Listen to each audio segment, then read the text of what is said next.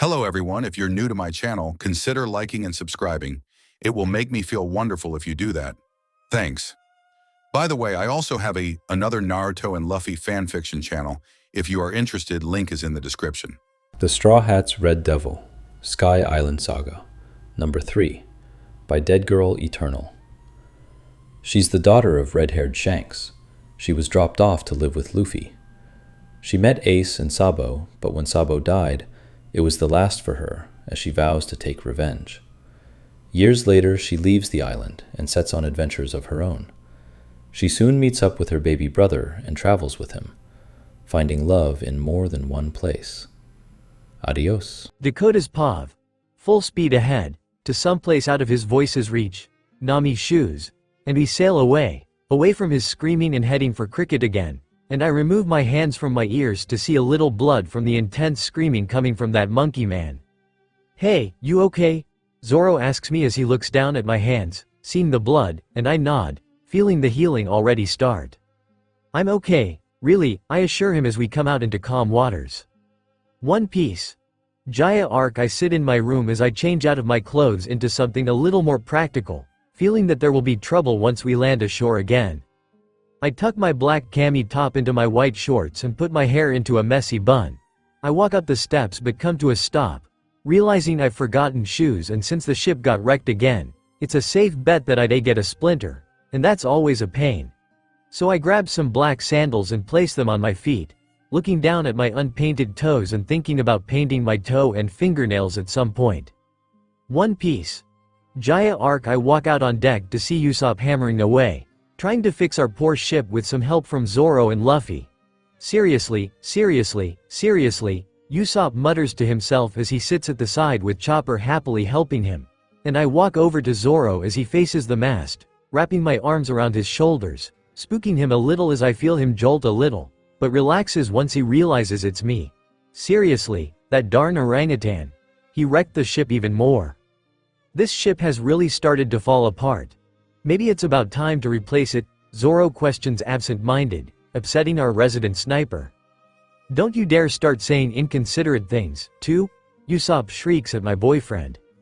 "Don't you dare," Chopper joins in, both of them making funny faces towards us. "You know exactly how we got this ship, right?" he yells, stopping his work. "Right?" the little reindeer adds, which makes me giggle at the cuteness. "I know, Usopp. Complaining won't get us anywhere," Luffy assures him, stopping his work and looking at us. "Going merry is an important part of the team." "You know exactly," Chopper exclaims, making silly faces and making me laugh. You. "So let's work hard and repair the ship," our captain tells him. How we, our doctor keeps going. "Luffy, you're such a," Usopp begins to tear up, but being Luffy, he ruins the moment when he breaks the side with one hit of the hammer. "Whoops," Luffy mutters in surprise. "You idiot," the sniper screams in horror. "Are you repairing the ship or wrecking it?" "Well, I'm really trying to fix it, but," he argues weakly, smacking more of it down. "Whoops, it got broke again." Luffy, Chopper and Usopp scream at the Ravenet. We left Mock Town and headed east by circling around the island. We're almost here on the map. "That man, what's his name again?" Nami asks Robin. The boys finish their repairs, and I walk up with Zoro and the others. "Mont Blanc Cricket," Robin answers. "So that man who talks of dreams lives there, huh?" I question, pointing ahead as we get closer to land and come across a bizarre-looking castle that looks beyond fake. Amazing," the two dummies exclaim in shock. "That's his house. That's a palace," Luffy gasps in shock. "Is this Mont Blanc Cricket guy mega rich?" Usopp gasps in shock.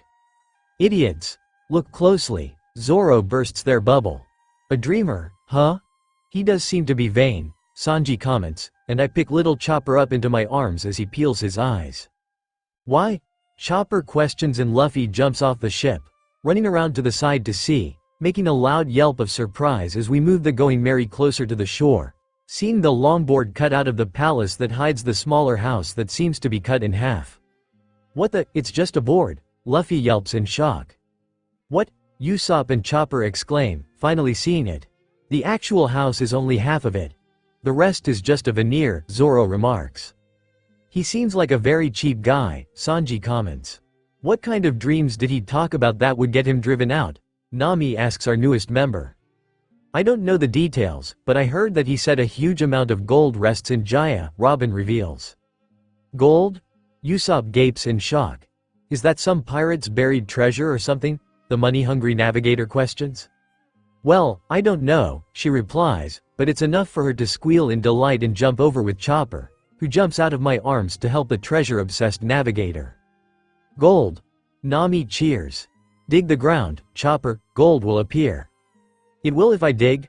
Chopper questions as he blindly follows her instructions, and the rest of us start to explore. Living alone in such a remote area? Sanji questions as he walks over to a tree trunk. Hello, I'm coming in. Luffy knocks on the front door of the little hut and doesn't get a reply, so he opens the door and walks inside. Couldn't you wait a moment? Usopp shrieks at Luffy's actions but follows after him as my baby brother tries to find the inhabitant. Hey, everyone, no one's home, he announces, shouting from inside. This is? Nami questions as she looks down at the tree trunk, and I walk over to see her pick up a book. A picture book? This is quite an old book. It's titled, Noland the Liar. Wow, that's a cool title. Nice idea for a book. Usopp compliments as he walks over, and I sit on one of the smaller trunks that makes a little table and chairs. Noland the Liar? Sanji repeats. You know it, Sanji-kun? But it says it was published in the North Blue, she argues. Yeah, I was born in the North Blue, our cook reveals. Haven't I told you guys? That's news. I thought you were from the East, too, Usopp remarks. I grew up there, he answers. Quiet, Chopper. What are you doing? Nami scolds the reindeer. What? Chopper exclaims and reverts to his cuter version. Ko! He cries and runs towards me, jumping into my lap. It's okay, Chopper, don't listen to the mean girl, I coo, running my fingers through his fur, soothing him. This is a famous story in the North. It's a fairy tale, but I've heard that this Noland guy actually existed long ago. Sanji explains, and Nami begins to read the story. This is a story from long, long ago, a story that took place 400 long years ago. A man named Mont Blanc Noland lived in a North Blue country. Noland, an explorer, always talked about his incredible adventures. However, the villagers couldn't tell if those stories were true or not. One day, he reported to the king after coming back from his travels. I saw a mountain of gold on an island in the Great Sea. The courageous king set sail to the Great Sea to see if the story was true, taking 2,000 soldiers along with him. After surviving great storms and battling against monsters, only the king, Noland, and 100 soldiers made it to the island. However, what they found there was just a jungle. In the end, he was sentenced to death for the crime of lying. Noland's last words were as follows, "That's right. The mountain of gold sank in the sea." The king and the others were dumbfounded. No one believed Noland any longer because Noland continued to lie until his very death. This book is based on the North Blue fairy tale. Noland the Liar. Alas, the lair died. Nami finishes the story and closes the book, taking a deep breath and signing dramatically.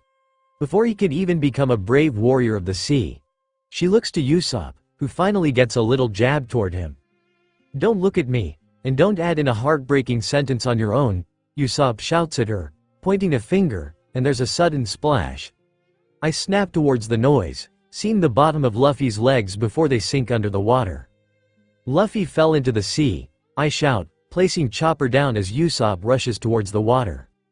What are you doing? Usopp shouts at our captain when a man jumps out of the water. Who the hell are you? The man demands as he makes his way. You've got guts relaxing at someone's house without permission. The sea in this area is my turf. He warns us, getting into a fighting stance. Hey, Usopp. Go grab Luffy. I order him and rush towards the blonde man. Got it, he agrees. You're after the gold, aren't you? Die. The blonde snaps, swinging a kick towards my head, but I duck down, punching his side, making him groan, clutching his side, bending over a little. Still, it doesn't stop him from trying to punch out at me, but I grab his arm and pull him over my shoulder, and he lands on the ground with a grunt of pain and seems to have fallen unconscious too quickly. Sanji and Zoro walk over to see the man. He appears in more pain than he should be for our minor altercation. I crouch down to get a better look and see he looks whiter than before. Chopper, come here, I tell him as Usopp and Luffy surface behind.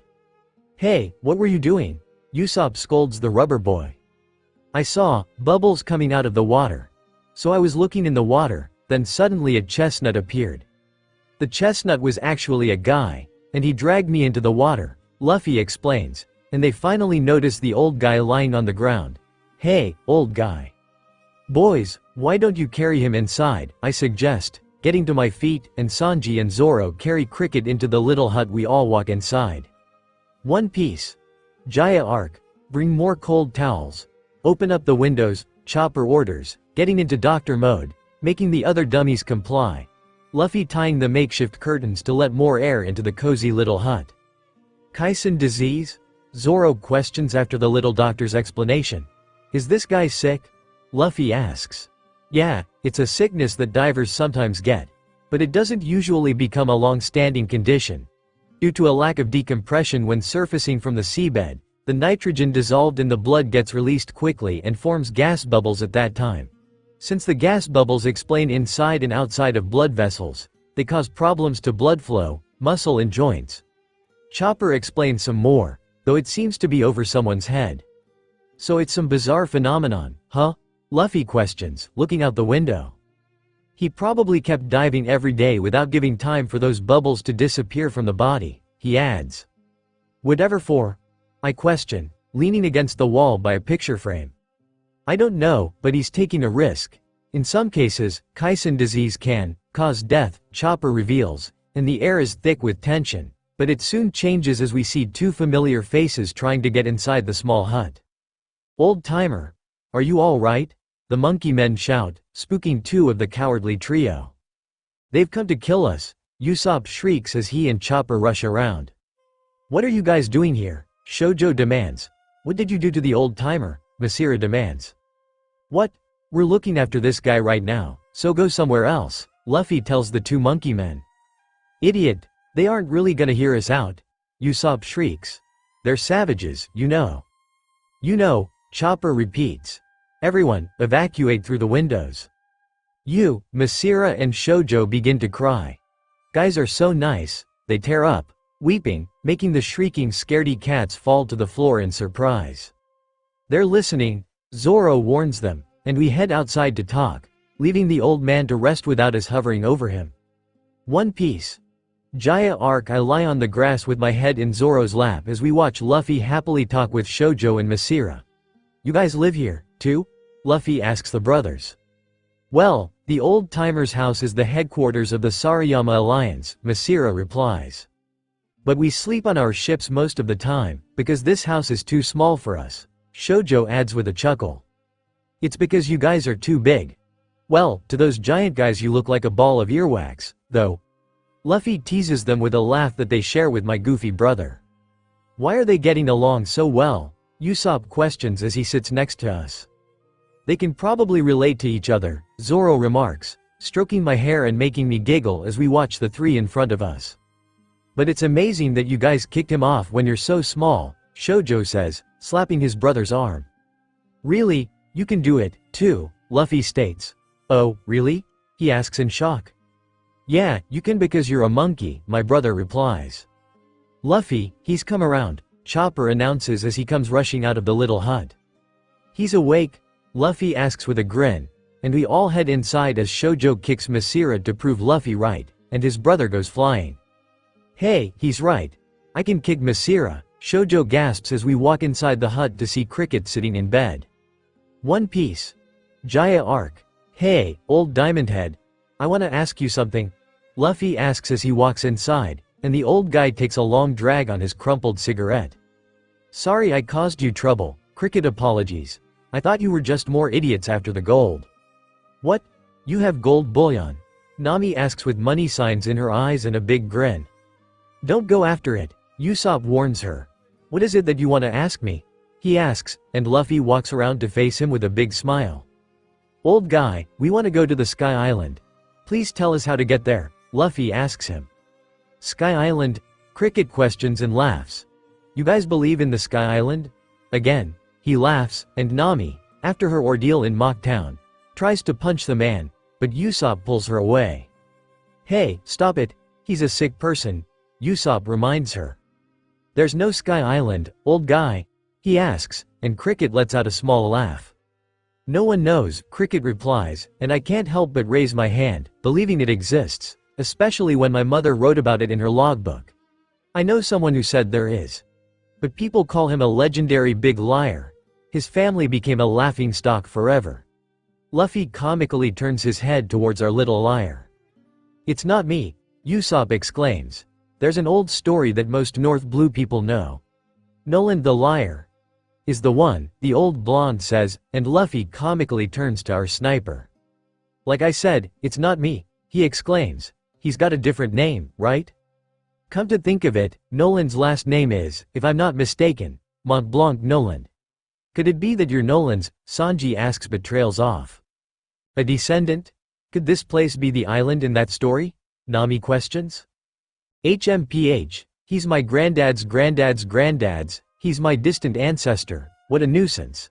I doubt there's a drop of his blood in my body, although the Mont Blanc family was driven out of the country then, and has kept a low profile. People continue to denounce our family to this day.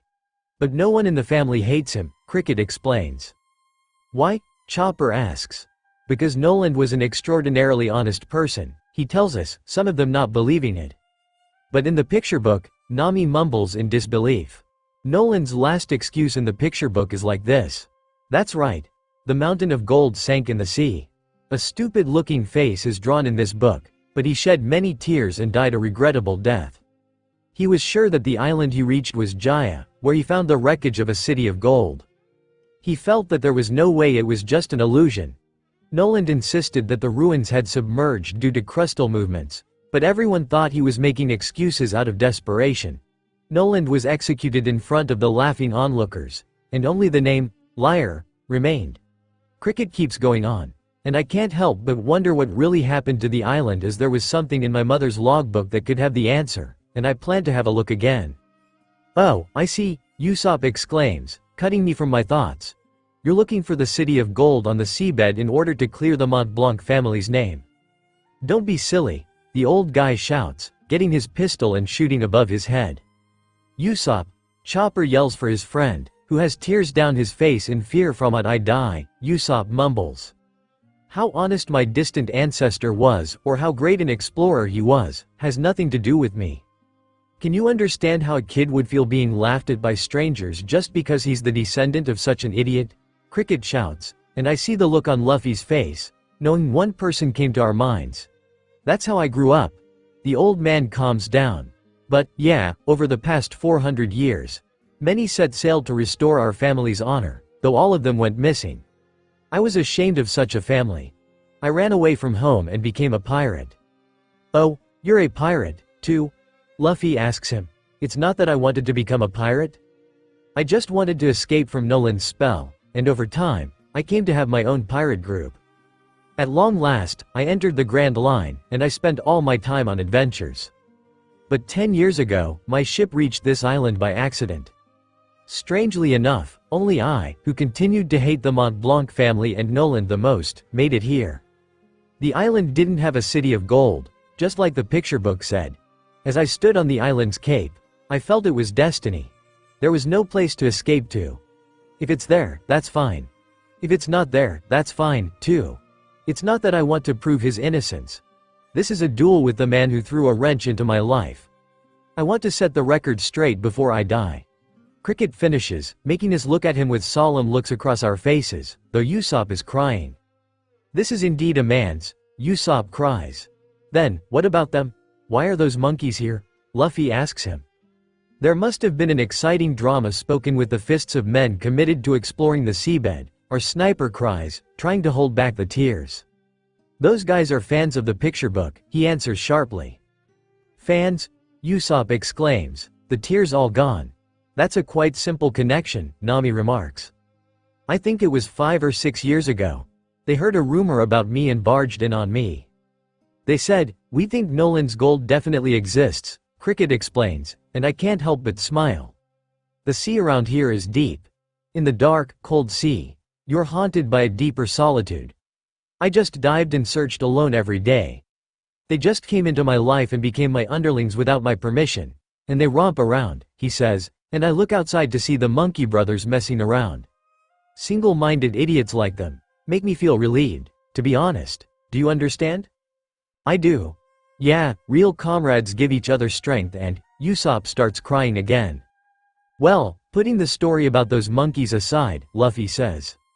Then, don't ask, clench your teeth. He snaps and lightly punches our captain in the jaw, but it doesn't affect him in the slightest, and Luffy throws him away. Like I said, I want to go to the Sky Island, old guy, he exclaims. You're a hasty one, Cricket chuckles. Yeah, I did tell you, right? The witness to the Sky Island is that Noland the liar. He grabs an old-looking book from the bookcase next to his bed. If you have anything to do with him, you'll be laughed at like me. What? He's been to the Sky Island, too? Luffy questions. Unfortunately, this doesn't say he did, but Cricket says as he flicks through the pages. A logbook? Could it be Noland's? Nami asks, trying to take a peek. That's right, he replies and seems to find the page as he throws it at Nami, who catches the book. Read around there. Amazing, a logbook from 400 years ago, see Ephemeris year 1120, June 21st, sunny. We left Villa, a cheerful town. Following the log pose, we should be heading east-northeast from the harbor. We got a rare item from a bumboat that we came across during the day. It's a ski-like one-person boat called a waver. Nami begins reading the passage, and the boys look excitedly, walking closer. It's a mysterious boat that can generate wind and move even on a day without wind. It seems that you need to get the hang of it to ride, and I couldn't manage it. Chopper rushes towards me and holds his arms out, and I pick him up and walk over so he can listen. Right now, it's become a perfect toy for my crew. No way. What's this? I want it. Nami beams, stopping reading, much to the boys' dismay. Never mind that, keep reading, the boys shout at her. The power for this seems to be a product found only on the Sky Island, and I hear that many peculiar things like that exist in the sky. Speaking of the Sky Island, one of my explorer friends showed me a live skyfish, Nami continues, and it seems to pique our cook's interest. I was surprised at how strange the fish looked. Skyfish, Sanji mutters, listening. To our ship, it's still an unknown area, but as a sailor, I'd like to go to the sea in the sky one day. Mont Blanc Noland, he said. The sea in the sky, Nami beams. It's just like Robin and Dakota said, Luffy exclaims, looking at Usopp and Chopper with the same expression. And it sounds like the Sky Island was a pretty normal thing for people back then. Usopp exclaims with glee. So it really does exist, Chopper cheers, jumping out of my arms, and Cricket walks out of the hut. Alright, the boys cheer. One Piece, Jaya Arc 3rd Pav. Somewhere on the Grand Line, a raft sails across the calm waters with a green flamed candle flickering through the fog around them. Closer looking, it's Dracule Mahawk. He glances down at the 3 pieces of paper in his hands, the 3 new bounties on Luffy, Zoro and Dakota, and he can't help but grin. One Piece. Jaya Arc Dakota's Pav. Cricket stands in front of us after calling us out of his house. What do you need to tell us, old guy? Usopp asks the old man. Here, I'll start by telling you everything I know about the Sky Island. Cricket tells us. I see Zoro falling asleep, so I lean him down so his head rests in my lap as I stretch my legs out in front of me and use my hands behind me to stop myself from falling over. None of it's certain, but it's up to you if you want to believe it or not. Yeah, we believe you. Sis knows it too, Luffy assures the man. Geez, you're fast. Usopp lightly scolds our captain and slaps his arm. There's a strange phenomenon that occurs in these waters. Sometimes it'll turn to night, even though it's the middle of the day. He explains, pointing out into the sea. Yeah, Luffy puts his hand up. We saw that, right? Yeah, night came, and then some monsters appeared. Usopp agrees. The giants. There's a story about where they come from, but forget him for now. This sudden nightfall. Cricket takes a drag from his cigarette and lets out a puff of smoke. It's caused by the shadows of extremely compact clouds. You mean alonimbus clouds? Nami questions, but it was too dark to be clouds. Wow, you're so dumb, old guy. Luffy taunts the man. It gets cloudy on days when there's lots of clouds. Yeah, cloudy. Usopp adds. Cloudy. Chopper jumps up in front of the rest of us. Shut up and listen. Cricket shouts at the boys. There are clouds known as Eulorigalis clouds. They pile high into the sky but produce no air currents or rain. When they appear high in the sky, even sunlight is blocked out, bringing afternoon, nighttime, to the ground. One theory has it that Eulorigalis clouds are fossilized clouds that have floated in the sky for thousands and thousands of years. That's ridiculous. Clouds with no air current even after building up? Nami disagrees. You're free to believe they can't exist. I'm not asking you to believe me, he tells her. They're mystery clouds, then? Luffy questions, not getting it. Pretty much. There's still no explanation for them, Mont Blanc agrees. You're awesome, Luffy, Chopper cheers. Listen, if a sky island really does exist, that'd be the only possible place, Cricket says, pointing at us. Okay. Gotcha. Let's go above those clouds. Luffy cheers, jumping around, and Usopp joins in. Get up, Zoro. Huh? Is it morning? Zoro asks, getting up from my lap and adorably rubbing the sleep from his eyes. Get D rudder full. Thanks for filling us in, old guy, Rubber Boy cheers as they dance around. How many times do I gotta say we don't know how to get there? Nami shouts at them and beats them a little. Now comes the real problem. Let me start by saying this. Put your lives on the line. We're already near death. The knock-up stream is a current that shoots into the air. You can theoretically take it into the sky. Understand? Cricket explains. It's a current that can send ships flying, right? Nami asks him. Oh, then it just needs to send us above the clouds. Luffy cheers, imagining something less deadly than it really is. Yahoo! Chopper jumps into the air with glee. On a current? Usopp questions. But wouldn't we just end up smashing back into the ocean? Nami asks. Normally, yeah. The key is timing. It's easy to talk about being sent up the current, but it's not gonna be as nice a trip as you guys think. The knock-up stream is a natural disaster. It's something that should normally be avoided. Cricket warns them, and looking around, there are several reactions, mainly fear and shock. How exactly does a water current rise into the sky? Nami inquires. We've never heard of anything like that before. Yeah, the dummies nod in agreement. Naturally, we can only guess as to how that monstrous current works. No one's dumb enough to jump in and find out, after all. The accepted theory goes like this. Deep beneath the seafloor there are large cavities, and low-temperature seawater seeps into them. The heat from the earth below turns that water into steam, and the resulting pressure causes an explosion on the seafloor. One big enough to send the sea flying and create a current into the sky. Cricket explains further, and Luffy oos in excitement. For about 1 minute, the sea continues to rise into the sky. 1 minute? Nami explains in disbelief. What size of explosion are we talking about here? The explosions change location each time, and occur 5 times a month, he tells us. You want us to be blown into smithereens, Usopp grumbles in disbelief, stepping towards the man. But, describing a grand natural phenomenon with words and logic is foolish, Cricket remarks. So, basically, we gotta ride this current that only appears 5 times a month and hope the Sky Island shows up? He asks. Yeah. And if you miss, you'll fall back down, slam into the ocean, and then you'll all end up at the bottom of the sea. Mont Blanc warns us. Alright. Let's give up on the Sky Island. Usopp tries to stop our captain, laughing, and Luffy joins in, but it turns into panic. It's impossible. You gotta have the luckiest luck that's ever lucked to make it there. He begins laughing with Luffy again. We'll be fine. Let's go, our captain assures him. How did I know? We'll be fine. How can you say such groundless stuff so easily? I mean, just look at the Going Merry now, our sniper warns, pointing over to our ship. It looks so pitiful, it can't stand up to a gigantic disaster like that. That's true. Even in mint condition, that ship wouldn't stand a chance. Cricket agrees. Speed, weight, strength, that boat'd be blasted apart in the explosion.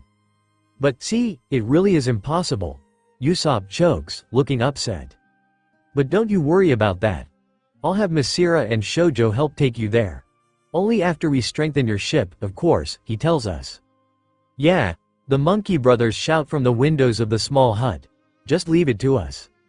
Thanks, guys. Luffy cheers, and I look to Nami and Usopp, who don't look that happy. Didn't even ask us, they grumbled to themselves, and Nami walks over to our captain. Do you even understand? Nami asks him. Understand what? He asks her, looking at her over his shoulder.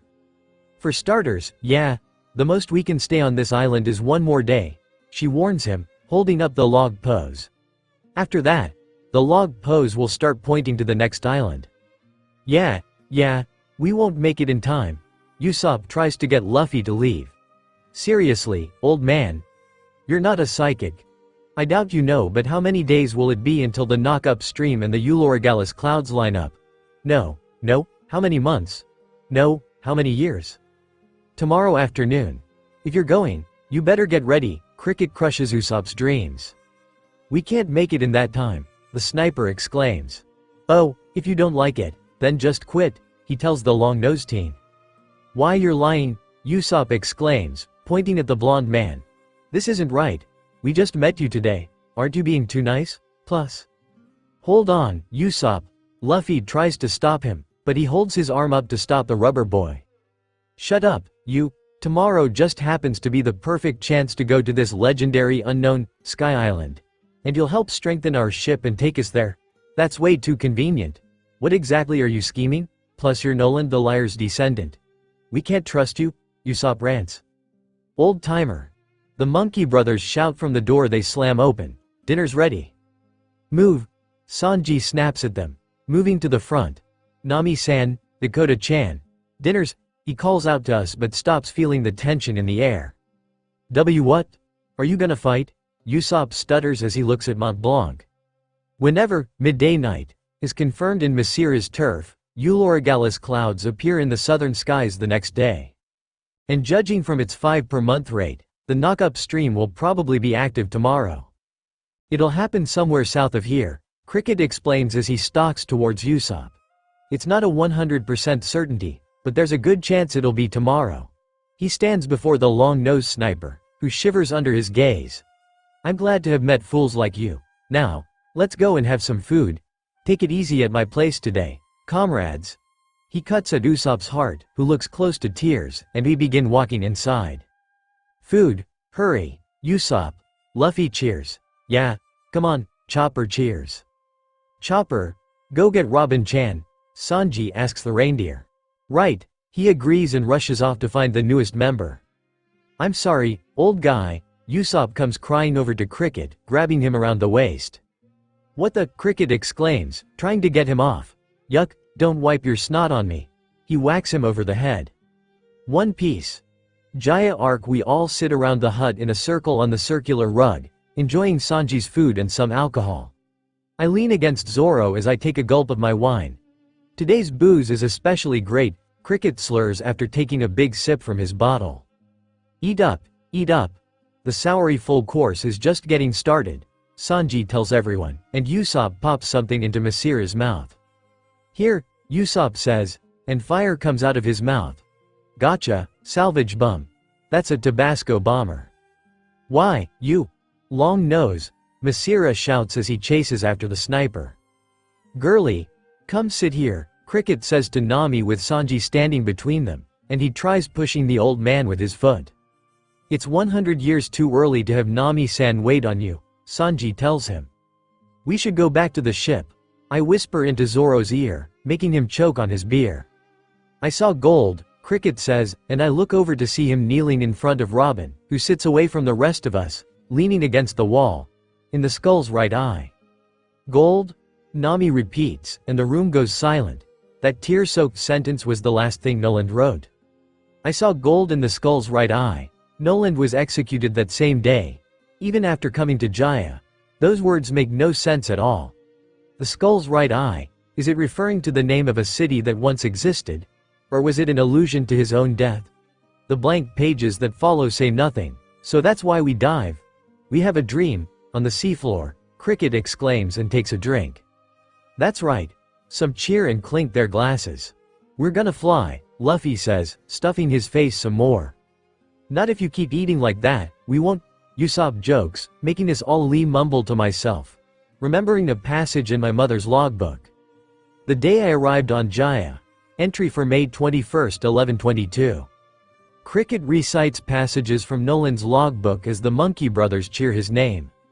Upon landing on the island, we heard strange bird calls and the sound of a very large bell coming from the forest.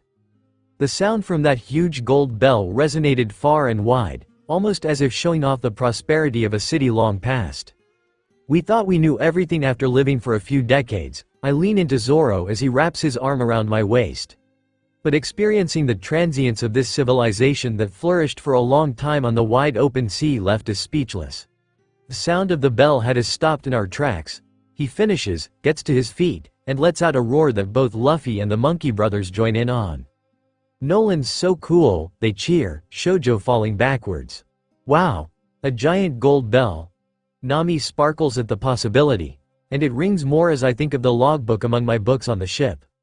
Wait a minute, old guy. You like Nolan after all. Usopp teases him, making us all laugh. Look at this. He brings out something wrapped in cloth and reveals small gold bells. Wow! Gold bells. The navigator beams, picking one of them up and rubbing it against her face in glee. So, how exactly are those giants? He questions, looking at the small golden bells. These aren't that bell. They're bell-shaped ingots. We found these 3 on the seafloor, Cricket explains. Ingots? Chopper asks, getting a closer look. Oh, so there really is a city of gold, Luffy exclaims. They don't prove that, Shoujo corrects him, getting off the floor. You could find that much gold in any old ruins. But it does prove that there was a civilization in this area. Ingots are made to have standardized weights. Which means they were used for trade, Robin explains further. Yes. And the strange bird calls mentioned before that. Hey, Masira, Cricket says, and looking over to him, sees him holding something and moves the cloth away to reveal a bird statue made initially of gold. Whoa, there's more? Usopp gasps. This one's huge, Zoro compliments. That's all of him, Cricket says. Wow, it's so pretty, Nami coos. Gold bells and a bird. Do you suppose they were symbols of old Jaya? Sanji questions. Dunno, but I think they were part of some sort of model, Cricket answers and takes the bird, sliding it in front of him. This here's called a south bird, and they still exist on this island. Oh, do they have weird calls? Luffy asks, leaning towards the gold statue. Yep. Just like the logbook says. He replies. Sailors have long used south birds too, Masira says but stops, looking at his brother in shock, and it seems Cricket had the same thought. Oh, crap, they shout. What is it? What's wrong? Luffy questions. This is bad. You guys, go into the forest, the southern forest, Cricket orders us. Huh? What are you talking about? Are you crazy, old guy? The rubber boy asks him a good question. Go catch this bird. Right now, he orders. Why? What for? Usopp questions. Why do we need a bird? Sanji inquires. Listen closely, the knock-up stream you're heading for tomorrow is located directly south of this cape. How are you going to get there? Cricket asks us. Just sail straight there, right? Luffy stupidly answers. This is the Grand Line, you know, once you're on the open sea, there's no way to get your bearings, he reminds us. That's right, Nami agrees. We're heading for ocean, not an island, so we have no guide to rely on. Then how do we go straight south? You use that bird's behavior. Some types of animals have accurate, internal magnets which allow them to get their bearings. Cricket explains, which makes Luffy laugh. Then you're lower than an animal, Zoro, Luffy chuckles. Like you're anyone to talk, Zoro snaps back at him. South birds are the greatest of such animals. No matter how vast the land or sea they're thrown into, their bodies will always indicate the direction accurately. Anyway, without one of these birds, you're going nowhere. You won't even get the chance to go to the Sky Island, he adds, making the boys exclaim. Why are you telling us this now? Chopper yells. Quit fussing, Cricket shouts, throwing the boys out. There's no time, hurry, don't dilly-dally. We follow, rushing out of the house. You want us to go into the forest in the middle of the night?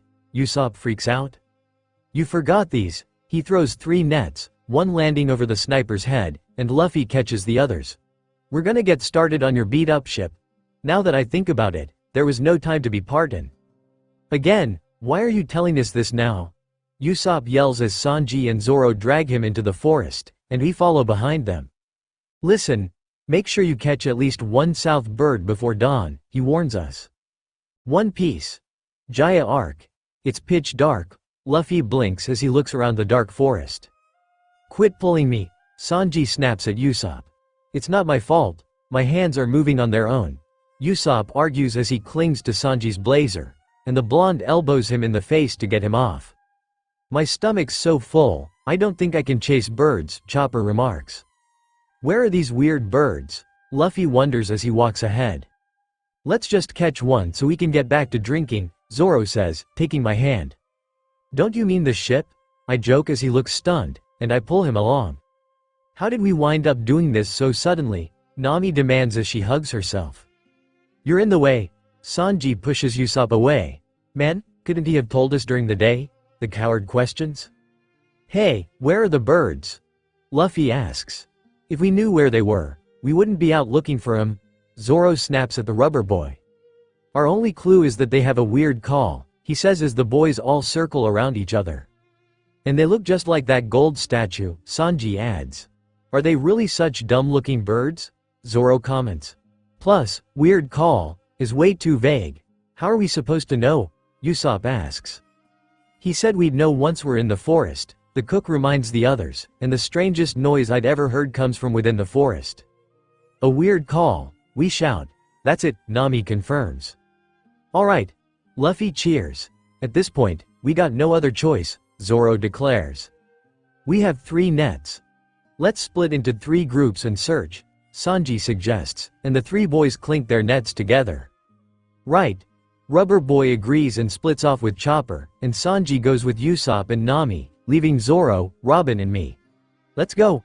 Let's beat up those weird birds. You mean catch? Usopp shouts after him, and we begin walking off in different directions. One Piece. Jaya arc. We keep walking further into the forest, and I watch Robin in front of us as she jumps over to the other side of the quagmire and stops as screams come from within the trees. I hear screams, she announces. Forget about him, Zoro tells her, cuts down another giant insect, and packs it up with its antenna. A centipede, huh? It's pretty damn big. It's not nice to kill everything. Poor thing, Robin remarks, and he drops it to the ground. That's what it gets for trying to attack me, he tells her. I don't think it was trying to attack you. I tell him, and he starts walking back the way we came. But Robin tries to get him. What? Zoro asks, coming to a stop. That's the path we just took here, she tells him, and the strange call comes again. That bird call, this way. She rushes ahead. Watch out for that quagmire, she warns us. Hey, wait for.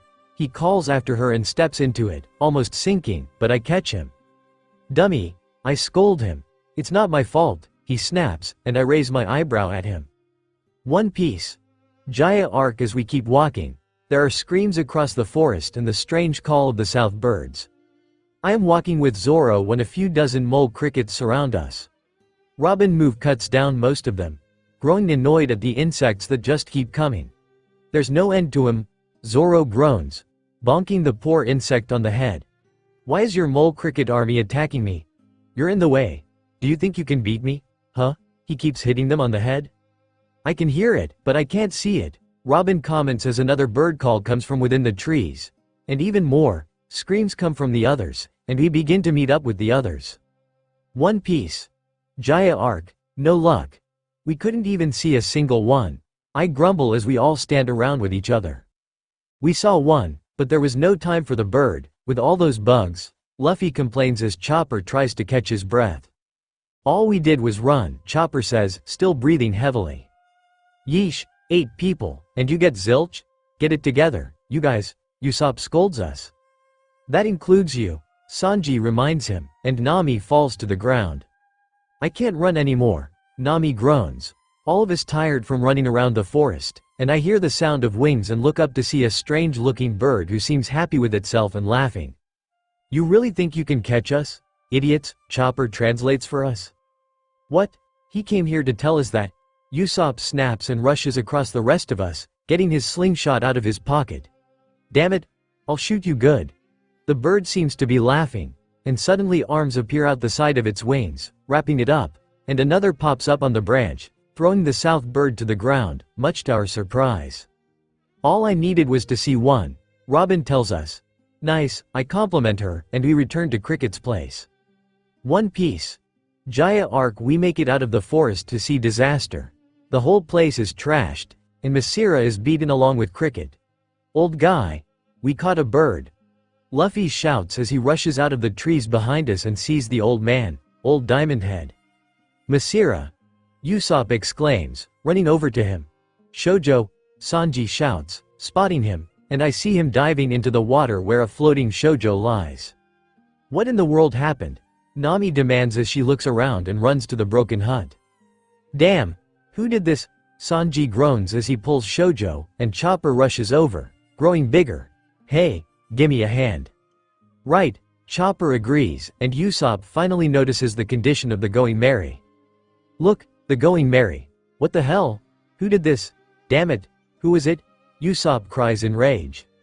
Sorry, Cricket croaks as Luffy sits by him, and I move closer, sitting beside him. Old guy. Luffy exclaims. Hey, old guy, are you awake? I'm truly sorry, there's nothing we could do, we're pathetic. But, there's still time to strengthen the ship before sunup. He tries to get up, groaning in pain. Wait a second. Lie back down. I order him and push him with a thud back onto the ground. Demonic healing. I whisper and wiggle my fingers as purple mist envelopes my hands. No, it's okay. Don't worry about it. Doesn't matter now. More importantly, you need to, as I begin healing his wounds. Cricket tries to say, the blood disappearing along with the bruises. What did you do? He asks me as he finally sits up. Thank you. No need, I wanted to help, and let's be fair. You're helping us get to the Sky Island. I smile, and he spots the south bird held by the feet in Zoro's hands. Ah, great. You caught yourself a south bird. Perfect. Mont Blanc coughs a little. Luffy, Nami shouts, and we look at the ginger as she emerges from the demolished hut. The gold, it's been stolen. Nah, it's all right. Forget about that junk, you need to focus on. Cricket waves us off. What do you mean, junk? Usopp shouts. It took you 10 long years of diving into the ocean and torturing your body until you found that gold. You can't just. Quiet. He snaps at the long-nosed sniper, silencing him. It's all right. This is our problem. Listen. If they all work on it, the Sarayama Alliance can fix and reinforce that ship. No problem. I'll have him finish in time for morning. There won't be any trouble with your departure tomorrow. Zoro walks away toward the ship, looking at the extensive damage. Listen, we will send you into the sky, without fail. Old timer, Usopp whispers. Hey, Luffy, Zoro calls out, gaining our attention, and we look to see a pirate mark on the side of the ship. Bellamy's mark, Nami gasps, and Luffy gets to his feet. I look up at him. Want help? Zoro asks. No, I can do it alone, Luffy assures him, adjusting his hat to cover his eyes. No, Luffy, don't be stupid. We set sail in only 3 hours, Nami warns him. If I run along the coast, will I reach the town from this afternoon? Luffy asks Robin. Yes, you will, she answers. Hey, kid. Where are you going? Cricket tries to stop him, and I hold him back from destroying the rubber boy. Don't be a fool. Do you know who you're dealing? Zoro steps in front of him and holds out one of his swords. If you want to stop him, use this, Zoro tells him. "'Kay kid, I'll be back by morning," Luffy announces, and I step towards him. "You will if I get you there," I tell him, slapping a hand on his shoulder. "Sis, I can handle it on my own," he whines like a baby. "I'll let you beat this Bellamy all on your own," I assure him, and he nods. "Okay, but you can't help me." "Sure, come on, let's beat this loser." I grab his shoulder tighter. Teleport. One Piece. Jaya Arc 3rd Pav. In Mocktown, one of Bellamy's men stumbles from the bar towards the docks to take a leak in the water. I'm empty now. That's every last drop of water in my body. Now I won't sweat a single drop. He talks to himself and zips up his flies. This old drunk is broken and dry. Oh, gold of alcohol, thank you for today. But I guess there's no such thing. He walks toward the town, and a messenger seagull drops a bunch of papers. A newspaper? Let's see, what bad news is there today? He stumbles towards it, picks them up and unravels the pieces. Oh, this isn't a newspaper. It's a stack of wanted posters. Honestly, this is a lawless town. I'm sick of meeting new bad guys. The drunk flips through bounties, sees a familiar face and looks further to find another familiar face. This is that spineless kid from this afternoon. Boy, that Sky Island talk was a real hoot. 30 million. I believe he was worth. He looked down at the amount, and his eyes widened in shock. Crap. I had a little too much to drink. Let's see. 1, 10, 100, 1,000, 10,000, 100,000, 1 million, 10 million. Yikes. I really did drink too much. 1, 10, 100, 1,000, 10,000, 100,000, 1 million, 10 million. He repeats, and his face is blue in dread. 100 million. One Piece. Jaya Arc Bellamy and his crew inside the bar celebrate their little victory against the Sarayama Alliance and take their gold. Those big apes were hilarious. They had huge gashes all over and had tears and snot dripping down as they cried. Old timer. Sarkis laughs. If he's that important, they should have protected him better, right? Talk about lame. Lily chuckles, making Rivers laugh next to her. Don't be like that, Eddie cuts in. They couldn't help it, they were up against you and Bellamy, after all. Our captain is a major rookie worth 55 million berries. Bad news. The drunk slams the door open, making the bar go quiet. What's the deal? It's the middle of the night, Eddie complains. This afternoon, those guys in here, oh, Bellamy? You're still here? You gotta get out of here. You're in the most danger, the drunk warns the blonde captain, who scoffs in disbelief. What are you talking about, me, in danger? Bellamy scoffs, and the drunk gets out of the two bounties, showing the pub that goes dead silent, and even one of the pirates drops their glass, smashing it on the floor. 100 million, one of the pirates gasps in shock, reading Luffy's new poster. 60 million? Another pirate gasps at Zoro's. That's right, those two from this afternoon. Their bounties are higher than yours, D-Meat, the drunk exclaims. Are you serious? Crap, we laughed at the wrong people? Think they remember what we look like? It's dangerous to stay here. I never met anyone with a 100 million bounty. Bellamy's men begin to crack, and their captain keeps laughing. Hey, you fools, scared of a few scraps of paper. Do you have knot holes for eyes? You saw their leader? Bellamy tries to calm his men down, unaware of two figures popping up on the outskirts of the little resort town. Did you know that there were once pirates who faked their own wanted posters to make names for themselves? People see their bounties and just curl up and surrender, even though they could have won in a fight, just like you guys now. You saw how weak they are, but look at you now, you're pathetic. You're right, boy, those bastards had me scared. Bellamy's right, someone with a bounty of 100 million has gotta be involved in some pretty bad stuff, but then why hasn't he been in the papers? Definitely, I ain't heard of any Straw Hat Kid. Phew, had me scared for a minute there. Alright, back to drinking, cheers. The pirates go back to drinking, thinking they're safe. Bellamy, where are you? A voice shouts from outside, making some men spit out their drinks in shock. To think he'd call me out, Bellamy grins darkly and walks out of the pub. One Piece. Jaya Arc Bellamy walks out of the pub but doesn't see anyone around. Hey, Luffy calls out, and he looks up to see the Straw Hat Kid up on the roof of the stone tower. I just heard the rumors about you. You got business with me? Bellamy asks the rubber boy. Yeah, give back old Diamond Head's gold, he demands. Gold? The blonde chuckles. You mean old man Cricket's stuff?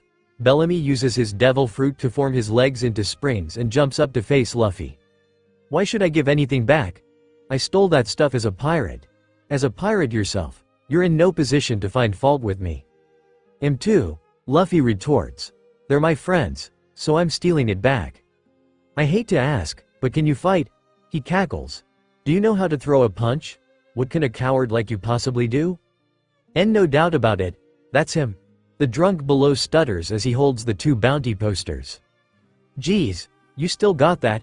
Tear it up and throw it away already, Sarkis snaps at him. But if this wanted poster is real, not even Bellamy stands a chance against a 100 million berry bounty, he cowers. Ridiculous. Just look at that runt. Does he look nefarious to you? That makes me suspicious of his 30 million bounty poster, too? The blue-haired first mate spits. If you just stand there in fear like this afternoon, you ain't gonna steal nothing from me, coward, Bellamy sneers. This afternoon was different, Luffy argues, making the blonde cackle more. That's so, and just how is it different? This time, I'll shut your smart alecky mouth for good, he shouts. Springs appear on the lower half of his legs, and he jumps away, causing the tower's roof with force. It's collapsing, one of the pirates below shouts.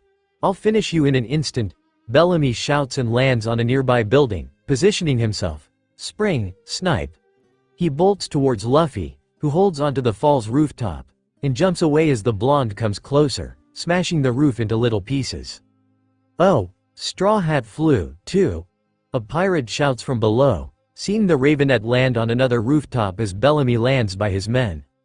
Amateur trash, Bellamy sneers and reaves up before bolting towards Luffy, punching a large hole in the roof with Luffy on top, who tries dodging out of the way, but miscalculates, almost falling off the roof, handing off the side, his arms stretching a little. What did that runt come all the way here for? Sarquis laughs. Let's all sit back and enjoy Bellamy's show. Eddie shares a laugh with Rivers. He talked all big, but now he's just running away, the first mate laughs, all of them unaware that someone is standing behind them, and sneaks off inside the pub. Nothing's different at all, Bellamy sneers as he lands on a different stone tower, and Luffy gets onto the roof. It's just like this afternoon, he snaps and jumps towards the Ravenet, who leaps away, falling to the ground as the blonde lands on the floor. You're gonna steal the gold back? You're just a weakling who's all talk, who can't stand up to me, and can't do anything but blather on about dreams. He jumps up, meeting Luffy in midair, making the rubber boy crash towards the group of pirates. He's coming this way. Run! The pirates shout, running in different directions when Luffy crashes into the ground, and Bellamy jumps around before landing on another roof. Struggle all you want, there's no escape from my spring fruit power, Bellamy warns him. Finished already? Pathetic. Sarquis taunts him as the cloud of debris begins to fade away. No way that kid can stand a chance against Bellamy, Rivers jokes, making the rest of them laugh. That didn't kill you, did it?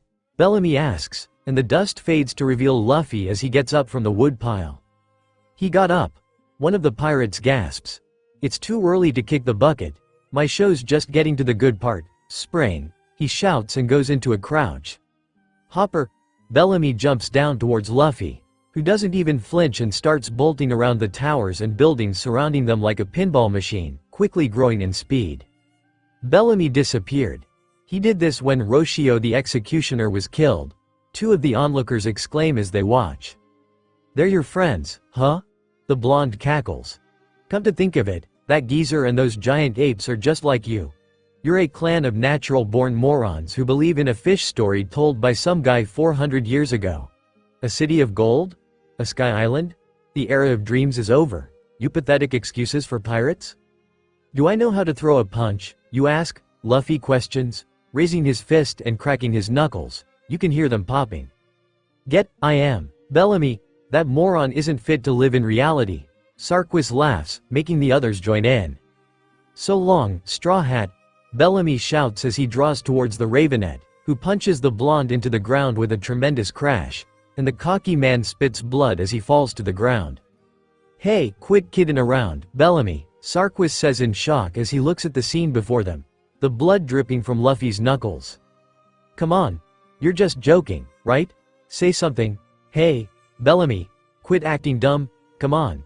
Get up. Continue your usual show, Bellamy. You're a major rookie with a 55 million reward.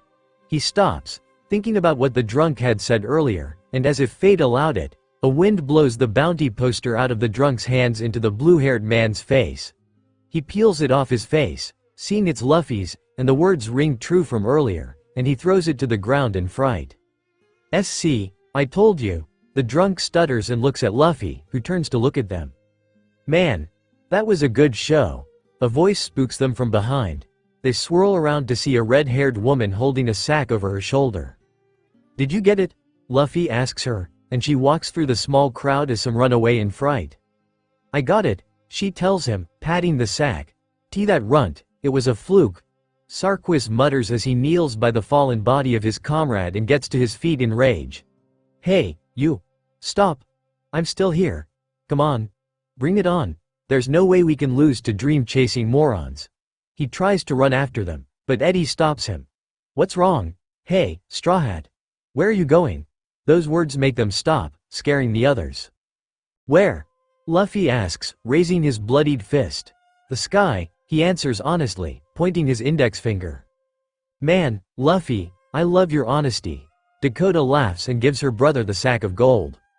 What are you laughing at, you red-haired bitch? Lily shouts, growing bold, and the former assassin stops laughing, glaring over her shoulder at the blonde. WHSHE growls, and Luffy steps away from his sister, knowing the look in her eyes. I don't think a blonde little bitch like you should be calling anyone else a bitch, do you? With every word, Dakota stalks towards her, the killing intent rolling off her in waves, making the stragglers all quiver in fear. Dakota smirks, showing sharp canines, and slowly raises her hand towards the blonde, who watches, her vision turning blue and a smiling black face appearing in front of her and a looming hand. Lily lets out a shrill scream of fright, making the others look in fear as the blonde falls to the ground, shaking like a leaf. Now, I know you beat on my brother this afternoon along with my boyfriend, but they can fight their own battles. But you insulted our navigator, bad move on your part. So I'll warn you now. You ever touch them again or anyone under my protection, that means those monkey brothers and Cricket. I will find you and end you. Who are you? The drunk shivers. Dakota LaRue, daughter of the great red-haired Shanks and deadly Anna. She smiles and walks away, slinging her arm around her brother as they walk away. One Piece. Jaya arc somewhere within the Grand Line. Mihawk sails around with ease as he looks at the new wanted posters of Luffy, Zoro and Dakota. So these are the ones who defeated Sir Crocodile, one of the 7 warlords of the sea, Monkey, Dakota LaRue, and Roronoa Zoro. He thinks of the last encounter with those 3. So those kids have grown to the point that they can shake the world government, he chuckles to himself. One Piece. Jaya arc within the Holy Land of Marie Joise. The 5 Elder Stars hold a meeting of current events. A Marine officer kneeling in front of them, not giving them any eye contact. What, red-haired? One of the elders exclaims. Yes, he is acting disturbingly, the officer confirms. But I assume he didn't take action himself? Another elder question. No, he did so indirectly, using a messenger, but it's too dangerous for Whitebeard and Red-haired to make contact, he says. Yes, that is true. But Red-haired is formidable only when agitated. He is not the type to change things about the world on his own. The elder sitting in one of the green armchairs with a cane remarks. Let us be patient and watch. The 7 warlords of the sea are more important now, the elder with glasses and a samurai's sword says. We must find a successor for Crocodile quickly. Do not underestimate his loss. The collapse of the 3 great powers will fracture the world itself. Balance must be maintained. Yes, sir. That is why we have called the 7 warlords here, but who knows how many will show up. They are pirates. They do as they please, the officer remarks, and the elder with the scarf picks up the bounty posters on the table of Luffy and Dakota. Damn you, Crocodile.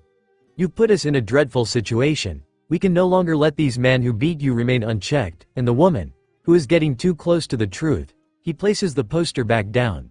Monkey and LaRue. One Piece. Jaya arc, Navy HQ to Marie Joise. A female voice calls out. Don Quixote Doflamingo and Bartholomew Kuma of the 7 warlords of the sea have arrived. The 2 warlords walk past the marine officers towards the building. One Piece. Jaya arc, hey, stop. What are you doing? The marine croaks as his fellow officer chokes him, the pair moving backwards and knocking over a chair. No, my hands are moving on their own. He cries out, trying to stop. Don't be stupid. This is no time for jokes. I'm not joking, I can't control my body. The hell you can't, I can't breathe. Knock it off, what do you think you're doing? The onlooking officer shouts at the pair of them. Are you trying to kill me? It's not me. Stop it, where do you think you are? Doflamingo, this is your doing. Stop it at once. He shouts at the blonde pirate, looking over to see him sitting on the balcony railing, wiggling his fingers around as he uses his strings to move the marine. Then start talking already or I'll end this lousy get-together. Doflamingo warns them, moving his arm forward and making the officer reach for his saber at his waist, pulling it free, and the other does the same in defense. Hey, you idiot! Stop, stop, make him stop, Doflamingo! Damn you! Before it can escalate, the fleet admiral slams the doors open, stopping the mayhem. Enough! Sengoku snaps as he walks into the room with his trusty pet goat. Don't be fools. Did you come here to start a war? He warns, and his dear goat seems to agree. Oh, pardon my late welcome. Thank you for coming, S of the Sea. On, my. Listen to the big shot talk, Doflamingo chuckles, lowering his arm to his side, and Kuma closes his Bible, and the Marines sit at the large round table. Let us begin. I doubt any more will come. 2 out of 6 is better than I expected, Sengoku remarks. I bet. I didn't plan to come either, but my island's business is going so well, the blonde remarks and climbs onto the table, sitting. That I came out of sheer boredom. I see. That's disconcerting to hear. Nothing is as depressing to us as a booming pirate industry. He digs at the warlord, making him laugh. You're quite in your face. You betray the saint in your name, Fleet Admiral Sengoku. Don Quixote sneers with a smile, and the sound of footsteps grows closer. I hear dreary bickering, Dracule says, alerting the others to his presence.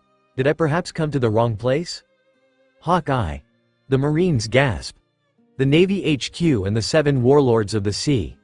That roundtable seems meaningless for those 2 opposing powers, he remarks as he walks towards the others. Oh, my, a most unexpected man has arrived, Doflamingo comments, looking at the world's greatest swordsman. Don't tell me you're, Sengoku tries to ask but stops himself. No, I'm simply an onlooker here. I'm a bit interested in some pirates involved with the issue at hand.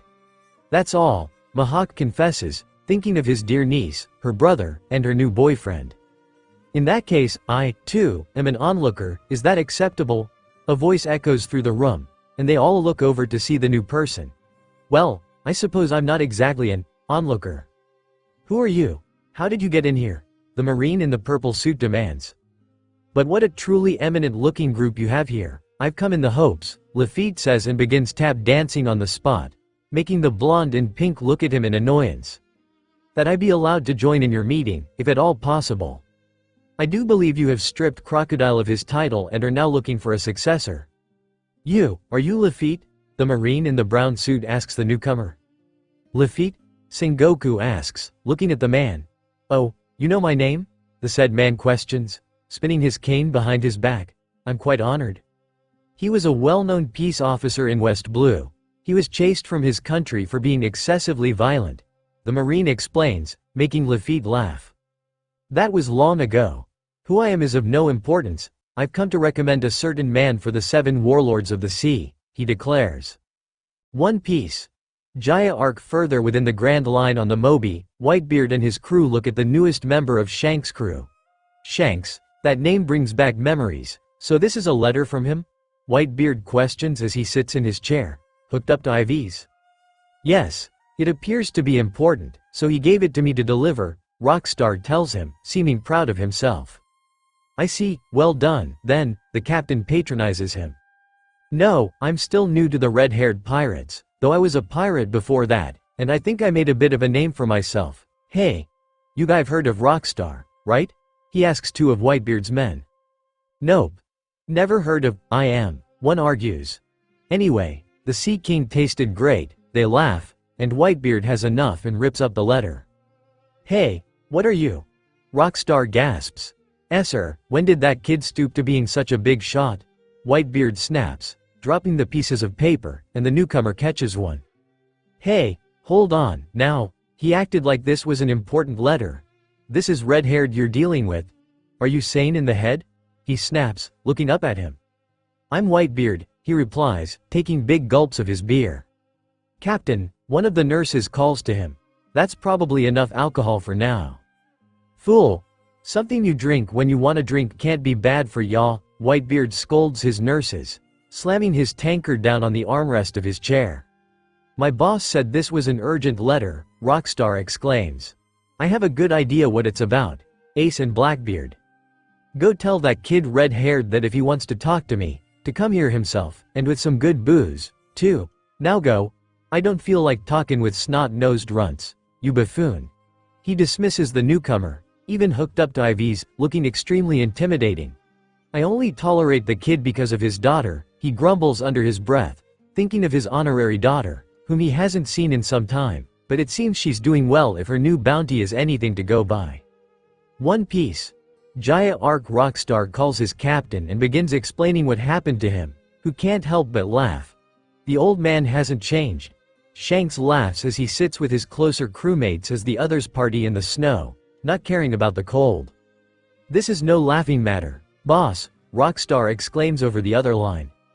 Nah, I had an inkling this'd happen, he tells him, knowing Whitebeard well enough. Give me a little more time. I've never been insulted like this before, the newcomer yells, not liking how it went earlier on the Moby. Hey, now, what are you planning to do? Forget about it, thanks for your help. You can come straight back now, Shanks tells him calmly. But, I have my pride, he tries reasoning with his captain. Your life is more important than your pride. There's nothing you can do now. Sorry for all the trouble, the captain replies and looks at the others. So, what are you gonna do, boss? Lucky asks him after finishing his mouthful. I'm going. Prepared to set sail, Shanks declares. To see Whitebeard? Ben asks him, making sure. Yep, that's right, he confirms. Do you think the government will keep quiet if you do that? His first mate questions. This is no time for that, Shanks says, getting to his feet. It's no big deal. The government probably won't stay quiet, but if they're gonna get in our way, we won't stay quiet either. Men, it's battle time, Lucky cheers, along with the rest of the men. Alright, get some top quality alcohol ready, he tells them, and Ben warily follows behind him, worried about what his goddaughter would think if something happened between her father and Whitebeard, both men she greatly admires. One Piece. Jaya Arc back with the Marines and 3 warlords, looking at Luffy tells them of his captain. Teach? Sengoku repeats. Yes. The captain of our pirate crew, Luffy confirms. Never heard of him. Some random, unknown guy would be no threat to other pirates, the fleet admiral remarks. Yes, we realize that. To that end, we are carefully devising a plan, so I ask for a little more time, he suggests. Interesting. Come on. Let him try, Sengoku, Doflamingo chuckles. We are the Blackbeard Pirates, please remember that name. One Piece. Jaya Arc Dakota's Pav. I walk through the town, heading for the outskirts and hear a familiar booming laugh. I turn to look over my shoulder with a frown. That voice, it can't be. I whisper under my breath, and Luffy looks at me in concern, but I wave it off and pull my brother forward. What is it, sis? He asks me, seeing the dark look that comes over my face. It's nothing, come on, I need to stop off somewhere first, I tell him and pull him further into town. Where are we going? Luffy asks me, and I smile. Just wait, you'll like it. I assure him and come across a quaint little shop that doesn't look like it's open, but I don't pay any attention as a light goes on inside and the door slams open to reveal a familiar face, who doesn't look that happy at being woken up. Hey, Vic. I greet the orange and black-haired woman, who slams the door in my face. Come on, Vic, I need to buy something. Go away, we're closed. Vic shouts through the door. Why doesn't she like you? Luffy asks, looking between me and the closed door, and at the sound of his voice, the door opens to reveal Vic, who combs her bedhead. This is an old friend of mine, she runs this shop. I tell him and push him into the shop with me close behind and close the door shut. One Piece. Jaya Arc. I need a Kamiko, I announce, and she looks at me with a frown and walks around the counter as Luffy looks around the shop in awe. That'll be 100,000, she smirks, and I pull out a piece of paper. She takes it and frowns, but it soon turns to a smirk as she looks at it, and pulls out a smallish yellow snail with a red and black striped shell and puts it on the counter. Thanks, I'll be seeing you. I pull Luffy away and out the door, pocketing the snail. What's the snail for? Luffy asks me as we walk out of the shop. You'll see, I tell him. One Piece. Jaya Arc. Hey, Luffy shouts, which seems to cut the tension around the others, and they look up to see us running towards them. It's them. Thank goodness, they're back, Masira exclaims. I did it, he shouts, holding the stupid beetle in his hand that Vic gave him before we left. Luffy, Dakota-chan. Hurry. We're behind schedule, Sanji warns us. Check it out. A Hercules, Dakota's friend gave it to me, the dummy announces, making the others look at us in shock, their jaws slack. Dakota's friend, Nami gasps. Gave you a beetle? Usopp gasps, and Luffy stops, finally noticing the new additions to the Going Merry. Whoa, awesome! Luffy exclaims in shock at the chicken extras to the ship. It's the Going Merry flying mode, Usopp announces, seeming proud. It looks like it can fly, my dear brother marvels. Doesn't it? They did it for us, the sniper says, pointing to the Sarayama Alliance, and they make their weird signature move. Look at him go, Sanji sighs. Seeing that makes me feel uneasy, Nami comments as I walk over. I agree. Even a pigeon would have been better than a chicken, Zoro says, making me giggle. That's not the main issue here. You're an idiot, she shouts at him, making me laugh. Alright. Let's set sail. Ready, men? Usopp exclaims. Aye, sir. The Sarayama Alliance cheers as Luffy places the gold in front of Cricket, who sits silently. Get on board already. There's no time, Cricket tells him as the rest of us climb aboard our ships. Or are you planning to waste your chance to go into the sky, you fool? Right. Thanks for the ship. Luffy smiles. It's them you should thank, the old man says, pointing towards the Monkey Brothers. Yeah, thanks, you guys. He waves at them and takes out the beetle from his pocket. You can have my Hercules. Seriously? For real? We can? You're a nice guy? Shoujo and his men shout, happy with the gift? Vic is going to be upset. I muse, imagining her crying at the news. Anyways, let's hurry. Get on board, before we're too late, Masira warns Luffy. We'll lead the way, so follow us, Shoujo announces, and he begins running towards our ship. Luffy, hurry. Usopp shouts. Yeah, Luffy shouts back. Sarayama Alliance, Cricket shouts, turning to face the rest of us, and the monkey men cry their acknowledgement. Don't screw up, now, no matter what happens, give everything you got for them. Yeah, they all shout. Alright, let's go, Luffy beams as he jumps aboard. It's time to set sail, guys, Nami announces. Alright, Usopp cheers. Aye, Nami-san. Sanji cheers beside him. Zoro brings the anchor up, and we begin setting sail. Kid, this is where we part ways, Cricket says, walking up to the shore. Yeah. Luffy to the rear of the ship. There's one thing that's a definite fact. No one in history's ever disproved the City of Gold or the Sky Island, he says. Right. The rubber boy replies with a smile and nods. People might laugh and call it foolish logic, but it's enough for me. That's what romanticism is all about, the old man continues. Romanticism, Luffy repeats. That's right, thanks for the gold, don't be fallen from the sky now. Why here? Cricket booms as we sail further away. See ya, old guy. Luffy shouts back. Thanks for everything, Cricket, Nami adds.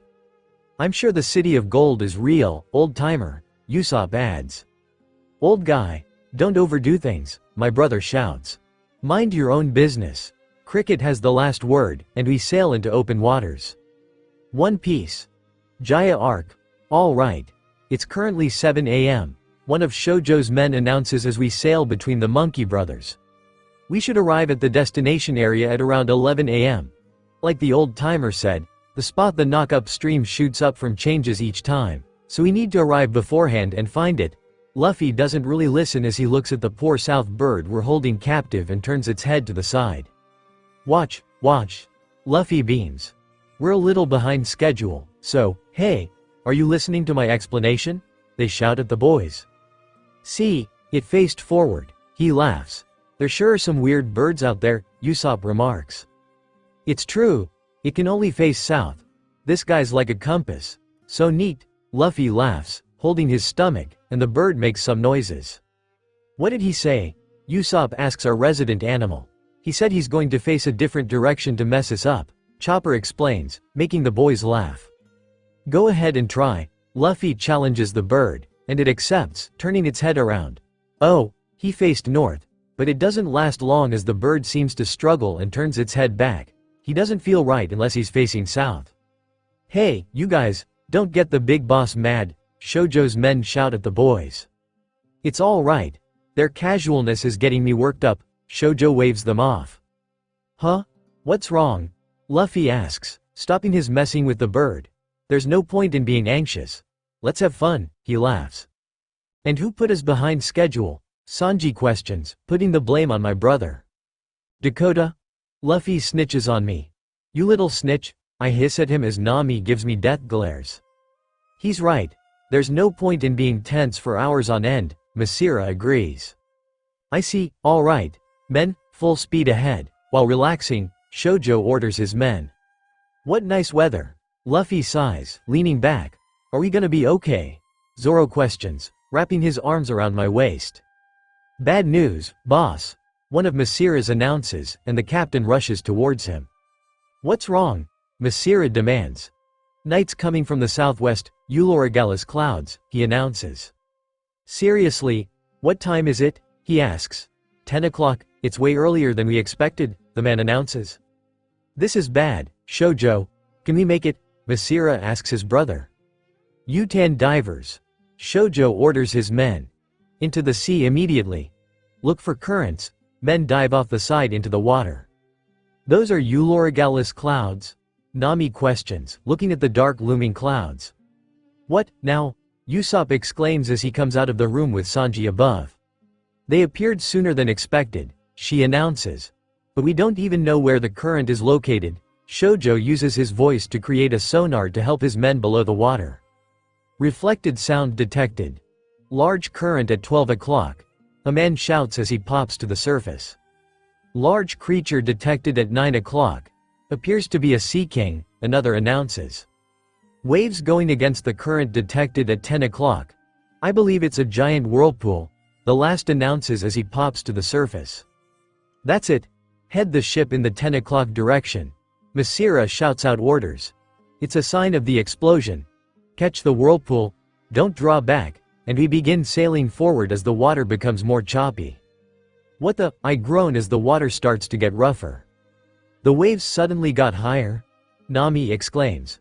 We're gonna sink, Usopp yells, clinging to the main mast. It's a pre-explosion earthquake. Get ready, Masira warns us. E-explosion? Chopper yells, jumping into my arms. Navigator! Robin calls out to Nami. What does the log pose say? She looks down to see the arrow pointing directly above us. It's pointing right at those clouds, Nami announces. The Sky Island is up there, Usopp questions. The wind's direction is perfect, too. Nami beams. The clouds are heading straight for the center of the whirlpool. Hey, what's this? Whirlpool? I don't see one, Luffy asks, looking around. Looks like we hit the jackpot this time, brother, Masira shouts over to his brother. Yeah, and it looks like it'll be a nice-sized explosion, too, Shoujo agrees with his mother. We can make it, Luffy asks, growing excited. Yep, the Monkey Brothers confirm, and Masira throws hooks that cling to the Going Merry. Huh? Luffy questions, looking at them. We'll take you to the inner edge of the whirlpool, Masira informs us. What do we do after that? Nami asks him. Get on the flow, if you can get to the center, things should work out, he tells us as we grow closer to the center. The center of this huge whirlpool? She asks. We're being sucked in? Usopp cries in fear. Nobody said anything about being sucked in, Nami joins in, shrieking in fear. It's all right, I'll protect you, Dakota-chan and Robin-chan. Sanji exclaims, diving for the navigator. I've never seen such a large whirlpool before, Robin comments in a tone of indifference. Sounds about right, I remark as I watch us get closer. This is bad. Let's turn back, let me go back, Usopp cries in a panic. Just accept it, Usopp, it's too late, someone else is already excited, Zoro tells him. Let's go, Sky Island. Luffy cheers, and a Sea King roars out of the water, scaring the coward squad, though it gets swept further into the whirlpool and sinks again. Alright, you guys. The rest is all up to you now, the Monkey Brothers shout, unhooking the ropes. Right, thanks for the lift, Luffy waves them goodbye. Hold on, Usopp screams, wanting to go back to safety. Gimme a break, will you? I'm scared here, this thing's gonna kill us instantly. Nobody said anything about a giant whirlpool. This is a scam, Nami screams alongside the long nose. It's night, they begin shouting as it grows even darker. We're being sucked into the whirlpool, Chopper exclaims, looking around. Let's go back, Luffy. We can still make it, isn't it obvious? Just this whirlpool is enough to kill us? The Sky Island's just a dream within a dream. Usopp tries to reason with our captain. A dream within a dream? Yeah, huh? Luffy questions. Yes, Luffy, I don't think we can do this, either, Nami pleads with him. An island in a dream within a dream. I'll regret it for life if I pass up such a big adventure, Luffy replies, marveling in excitement. He's enjoying this, Nami and Usopp weep. Het. While you guys are pointlessly trying to resist, Zoro says, gaining their attention. Yeah? What? Usopp asks, and he points to the center of the whirlpool. We're being sucked inside it, he yells as we grow ever closer. Hurry, Nami-san. Come into my arms, Sanji yells as we fall. We're falling, Usopp shouts, but it's for nothing as the whirlpool seems to disappear as we land on the water. What? It disappeared? How come? The cook questions. What happened? Luffy wonders. That whirlpool was huge, too. What's going on? Usopp questions, and I feel the hairs on my neck stand up as if sensing something dangerous coming. No, it's already started, Nami announces, looking down at the floor. The whirlpool only disappeared from the surface. Why you don't mean, Usopp stutters. Hold it, a familiar voice booms from close by, and I can't help but grit my teeth and Alfie calls to him, and he turns away to look. Look, I hear that bastard chuckling as he grows closer, and I dig my nails into my hands to stop myself from attacking the man. I caught up to Ya, Straw Hat Luffy. Teach shouts over, and I feel my eyes begin to change. That's that guy from Mocktown, Nami gasps, and I look at her in surprise. Who? Sanji questions. I'm here to collect on your 100 million bounty, prepare yourself. He laughs as he sails closer. Why is it dark out here? My bounty? What do you mean, 100 million? Luffy questions, pointing to himself. So you don't know? Teach exclaims and pulls out Luffy's poster. There's a 100 million berry bounty on your head. And Pirate Hunter Zoro. You're worth 60 million. And we can't forget you. Little Dakota. Red Devil Dakota. Worth 175 million. He announces, holding up the 3 posters. It's true. He has new wanted posters. Usopp announces as he looks through his binoculars. Zoro. You have a bounty now. Sanji rushes to him, trying to take the binoculars from the sniper. What? Hold on. What about me? There's one for me, too, right? Sanji questions. Nope, he crushes the cook. Look closer. Nope.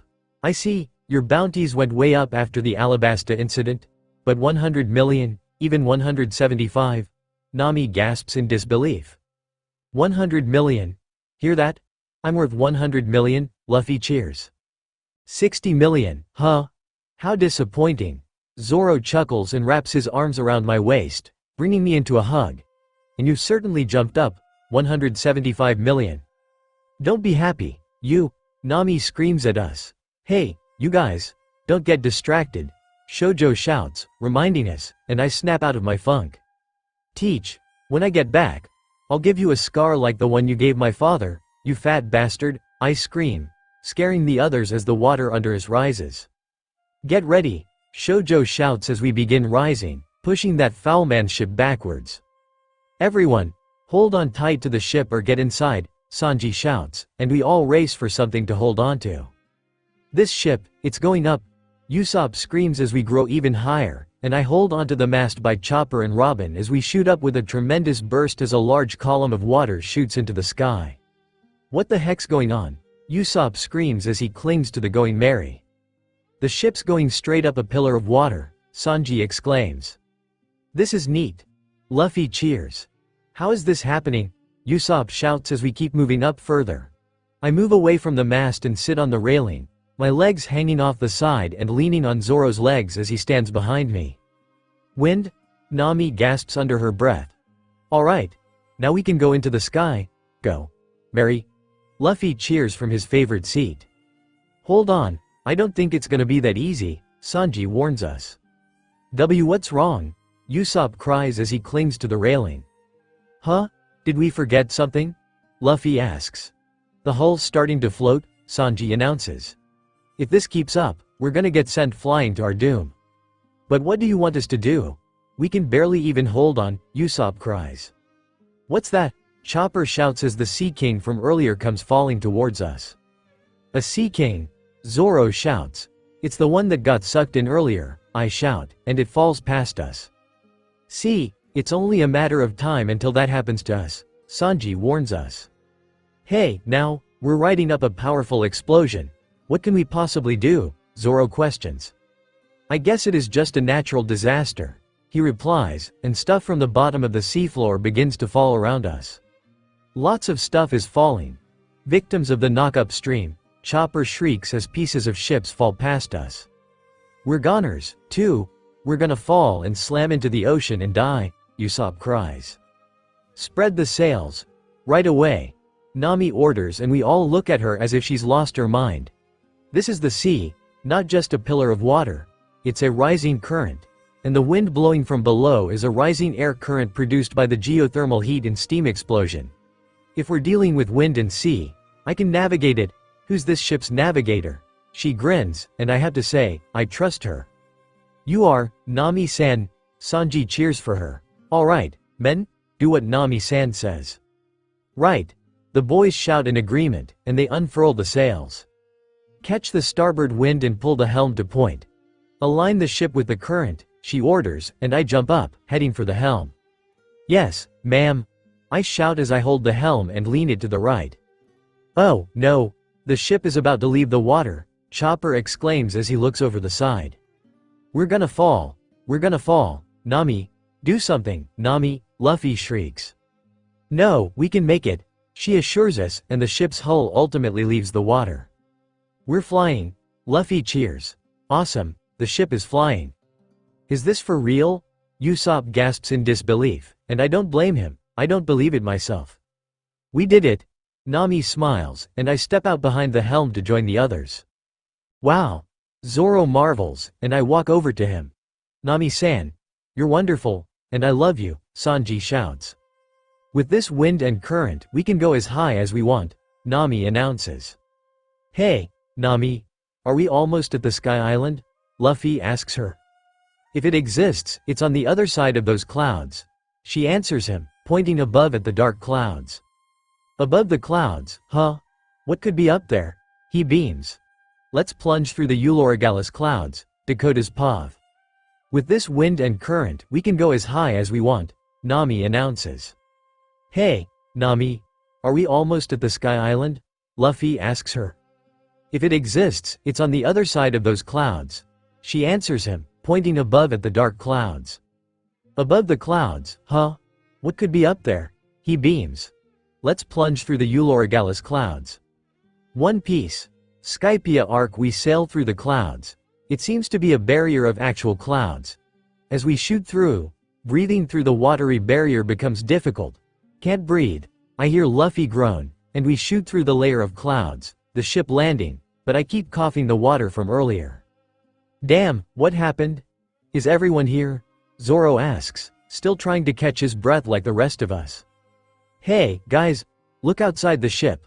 Our captain exclaims, and looking over, it's nothing but white fluffy, looking clouds as far as the eye can see. What is this place? Sanji questions in awe. It's pure white, he replies with glee, and we all get up to look at the beautiful sight before us. Clouds? Chopper exclaims, almost falling over to the railing, and I pull him back. We're in the clouds. Nami beams. How are we staying on them? Of course you can stay on them, they're clouds, Luffy tells her. No, you can't, Sanji, Zoro and Chopper dismiss that theory. Luffy, we've talked about this, I smirk, swinging my arm around his shoulder. Oh, no, Usopp isn't breathing, Chopper shrieks, and I see the long-nosed sniper lying on the floor. What? Do something, CPR, Luffy yells in fright. Okay, I'll give Nami-san CPR. Sanji exclaims, turning around. Moron, Zoro grumbles under his breath, and I can't help snickering at him. Usopp. Say something. Chopper cries. Usopp. I look over to see the sniper sitting up. Clouds, what? Usopp exclaims, freaking out. These are clouds. No, there's too many. What is this? Basically, this is an ocean in the sky. Nami answers as Usopp rushes to the side. An ocean, in the sky. He marvels. But look, the navigator points at the log pose that is still pointing further up. The log pose is still pointing upward. It seems we're in the middle section of the Eulorigalis clouds, Robin suggests. We need to go even higher? How? Chopper asks her. That, I don't know, she replies, and I walk off, needing to find my mother's logbook for answers. Did you call me a moron? I hear Sanji growl at my boyfriend. I forget, Zoro replies, and I walk inside the cabin for the girls' room. One Piece. Skypia arc. I walk inside the room, head straight for the small bookcase, and find my mother's logbook, flipping through the pages and seeing something I had forgotten. She wrote about everything that happened in her life on the ship, even her time with my father before they started dating. I can't help but smile as I read about her life and all her adventures and feel as if she's still here with me. So I keep reading, finding the section I am looking for, and head back to the others. One Piece. Skypia arc. I see Luffy and Chopper sulking by the railing and one of our crew members missing. Usopp's so lucky, if only I could swim, too. Luffy grumbles. I bet it's so fun, Chopper agrees, seeming downhearted. Hey, Zoro breaks the silence. He's not coming back up. I was just wondering, do you think this ocean has a bottom? Robin questions, making the others panic. It doesn't, I answer. Today was a new low for Shanks' stupidity as we arrived at the lower levels of the Sky Island, and Buggy dared him to swim, but one of the crew had to save him from falling out of the bottom. I read from her logbook. You don't mean, the others exclaim as I finish. Did that bastard fall from the clouds? Zoro snaps, and Luffy swings his arm. Usopp. Luffy shouts and stretches his arm, shooting it into the clouds. That moron. I tried to tell him, Sanji grumbles. Stretch your arm as far as you can, Robin instructs Luffy. But I can't see down there, Luffy argues but keeps stretching. It's all right. Leave it to me, she tells him and crosses her arms in front of her. Ojos Fleur. The pair struggle as they search for Usopp. There he is, she announces. Eh? Where? He asks her. Vinta Fleur, she suddenly exclaims, and after a moment, Luffy seems to have the sniper in his clutches. Okay, pull him up. You got him. Okay. Luffy pulls the sniper back and seems to struggle a little. Is he heavy? Chopper asks, peering over the side. He shouldn't be, Robin replies. Luffy. You can do it, Chopper and Nami cheer for our captain, and finally, he reels in the sniper, who breaks through the clouds, heading for the ship. Yes, he's back up, Nami cheers, but it's short-lived as something else comes to the surface. The tentacles of a giant octopus and the rest of it come to the surface. Things came with him, Luffy yells as another skyfish, much more colorful. They want to eat Usopp, Sanji yells, scaring Chopper and Nami, who keep screaming. It's nothing to be that afraid of, Zoro says as he rushes forward, jumping off the ship toward one of the tentacles, slicing it, and it pops like a balloon, surprising the rest of us. The colorful skyfish comes towards us, and Sanji jumps up, kicking it on top of the head, knocking it into the clouds. The boys seem to struggle to breathe normally, most likely from thinner air. But it sure is hard to breathe here, Zoro pants out of breath. This is one strange creature, I'm not sure if it's a fish, Sanji comments as he looks at it. That octopus was like a balloon, Luffy comments. It's definitely an animal, it was moving, I remark. I can't believe things live in clouds, Nami exclaims. Perhaps we should think of this as an ocean rather than clouds, Robin suggests. What's this flat snake? Chopper asks, looking at the colorful skyfish. A flounder, because it's flat, Luffy informs the gullible reindeer. So this is a flounder? He exclaims in awe. Luffy, don't fill, I snap at my brother, but Usopp suddenly screams, sitting up before I can go on. Damn it. What is it this time, Usopp? Sanji asks, all of us looking at the sniper, who gets a fish out of his pants. My pants. There was something in him, Usopp exclaims, holding up a smaller skyfish and throwing it away before fainting again. Usopp, Chopper cries, rushing to his side. Sky Island scary, Sky Island scary. He mumbles under his breath as he lies on the deck. What an unlucky day, Robin remarks as she looks at him. Most days are unlucky for him, I reply, and she spots the fish, picking it up as it flips around. These are skyfish, The odd fish described in Nolan's logbook. They must have evolved to survive in this bottomless sky ocean, she says, looking at the fish in wonder.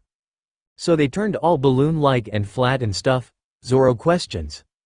To be even lighter, the buoyancy here is weaker than in the oceans below. She explains, and Luffy steals the fish from her. They have scales like feathers, and weird carnivore-like mouths, Nami adds. I tried sautéing it, Sanji announces as Luffy eats it. This is good. Luffy exclaims as he eats. We're still investigating it, Nami snaps at them. What are you guys thinking? Luffy offers her a piece and takes a mouthful. Oh, it really is good. What is this? I've never had anything like it. Is it to your liking, Nami-san? Sanji beams. Let's eat that big one, too, Luffy suggests. That one looks like it'd be a lot of work, he replies. Where is the Sky Island? Chopper says to himself as he looks around through the binoculars, and I walk over to him as he sits on the broken wing of our ship. Oh, a ship. I look over to see a boat a few miles away. A ship? Hey, guys. A ship, and a person. I see a figure standing on the clouds and firing at the ship, causing it to explode and crumble into nothing. Hey, what's wrong, Chopper? Sanji asks, and the reindeer exclaims, falling into me, is the chopper. It seems there's something heading towards us, I announce, surprising the others, as the person who destroyed the ship shoots towards us. He's running on the clouds, Sanji exclaims as the man comes towards us, jumping into the air. Hey, stop, what do you want? To eliminate you, the man in the warrior mask reveals. Looks like he wants to fight, he announces. Fine by me, Zoro and I agree, and I get out my rainbow-colored knuckle dusters as the newcomer kicks Sanji away into the wall behind him. What's going on? Luffy questions, having no clue what's happening as the man lands on the deck and leaps towards Zoro, kicking him under the chin with his skate-type boots. The warrior spins into the air and comes down, kicking Luffy into the deck, and I rush towards him as he lands, taking a swing at the man, but he dodges out of the way, kicking me to the deck. Hey, what's with you four? Nami exclaims. I hear the click of a weapon as I try to catch my breath, and Chopper screams in fright. He's gonna shoot us, Chopper shrieks. Sky Island scary, Sky Island scary. Usopp continues to whimper on the floor. That is far enough. A new voice demands, and the two clash, the newcomer knocking the warrior out of the sky and landing on the side. What? Who's this now? She exclaims. I am the Sky Knight, he introduces himself. He's gone. What the heck's going on? Who is that? And what's with you guys? You're pathetic. Losing 3 against 1? Nami scolds the four of us as we try to catch our breath. Thank you for saving us, Chopper says, bowing. I have no choice. This one is on the house, the Sky Knight replies. Man, talk about being worthless, Sanji groans. I can't move well, for some reason, Luffy says breathlessly. It must be because of the thin air, Robin suggests. Yeah, now that you mention it, Zoro agrees. Are you Blue Sea people? The Sky Knight questions as he walks up the stairs. Blue Sea people? What's that? Oh, yeah. Who are you? Nami asks him. I am the Sky Knight, he repeats. Blue Sea people is the term for those who live beneath the clouds. The Sky Knight, Chopper marvels. In other words, did you come up here from the Blue Seas? The old man asks. Yeah, that's right, Luffy answers. Then that explains it. This is the White Sea, 7,000 meters in the air. The White Sea even further above reaches 10,000 meters high. Ordinary Blue Sea people can't possibly endure it here. The Sky Knight explains, but I take one deep breath and exhale, feeling much better. Alright, I've gotten used to it, Luffy declares, banging on his chest, sitting up. Yeah, I feel much better now, Zoro agrees. Same, I nod. No, that is not possible, the Sky Knight declares. Anyway, why was that guy speeding on top of the clouds? Chopper questions. Now, hold on. I'm sure you have many questions, but let's talk business first, he tells us. Business? Nami questions. I am a freelance soldier for hire. These seas are fraught with danger. If you don't know how to fight in the sky, gorillas like that one will come after you and turn you into food for the skyfish. For a 5 million extol 1 whistle, I will help you. The old man says, and we all look at him, confused. What are you talking about, old guy? Luffy asks him. What? That is quite cheap. I won't lower it a single extol more, the Sky Knight exclaims. I need to earn a living, too, you know. What in the world is extol, and what's this? Whistle, or whatever? Sanji questions. You came here via the summit of High West, did you not? Then you must have passed an island or two, the knight asks us. Again, what are you talking about, old guy? Luffy asks him again. Wait, you mean there are other ways of coming to this sky ocean? And, an island or two, does that mean there are lots of sky islands? Nami inquires. Don't tell me you came here via the Sky Knight stops in shock. We rode the knock-up stream, Robin answers. My word, that monstrous current? So there still are people gutsy enough for that, he remarks. It wasn't a normal route, after all, Nami weeps and it soon turns to anger, starting to shake our captain. We could have died, you know. We could have done it more safely if we had gathered more information. What does it matter now? We're already here, Luffy argues.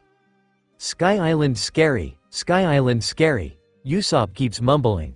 Did you lose any of your crew? The Sky Knight asks us. No, we're all here, Luffy answers. That wouldn't have been the case with any other route. 100 people head into the sky, a few arrive, and someone survives. That is the gamble, the knight warns us. But with the knock-up stream, everyone dies, or everyone arrives. That's it. Not many can make that all-or-nothing bet, especially these days. I now see that you are capable navigators with courage and skill. Or just damn lucky, I mutter with a grin. Yes, I must admit it was only because I was here. Usopp rises, claiming credit. While these guys were on their knees crying and giving up on life, I told them, I will navigate us. Hold on, Nami sneers and grabs his cheek to stop him. One blow of this one whistle, the Sky Knight says, throwing the silver whistle to the floor and getting up. And I shall come to your aid. Normally, I would charge you 5 million extol, but I will give you the one whistle as a present. Wait, we still don't know your name, Nami exclaims.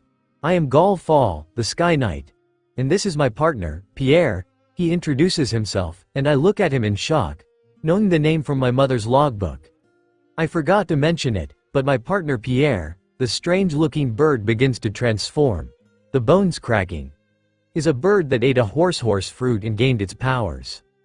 A bird? Sanji questions. In short, he becomes a horse with wings, namely, Gonfal says. No way.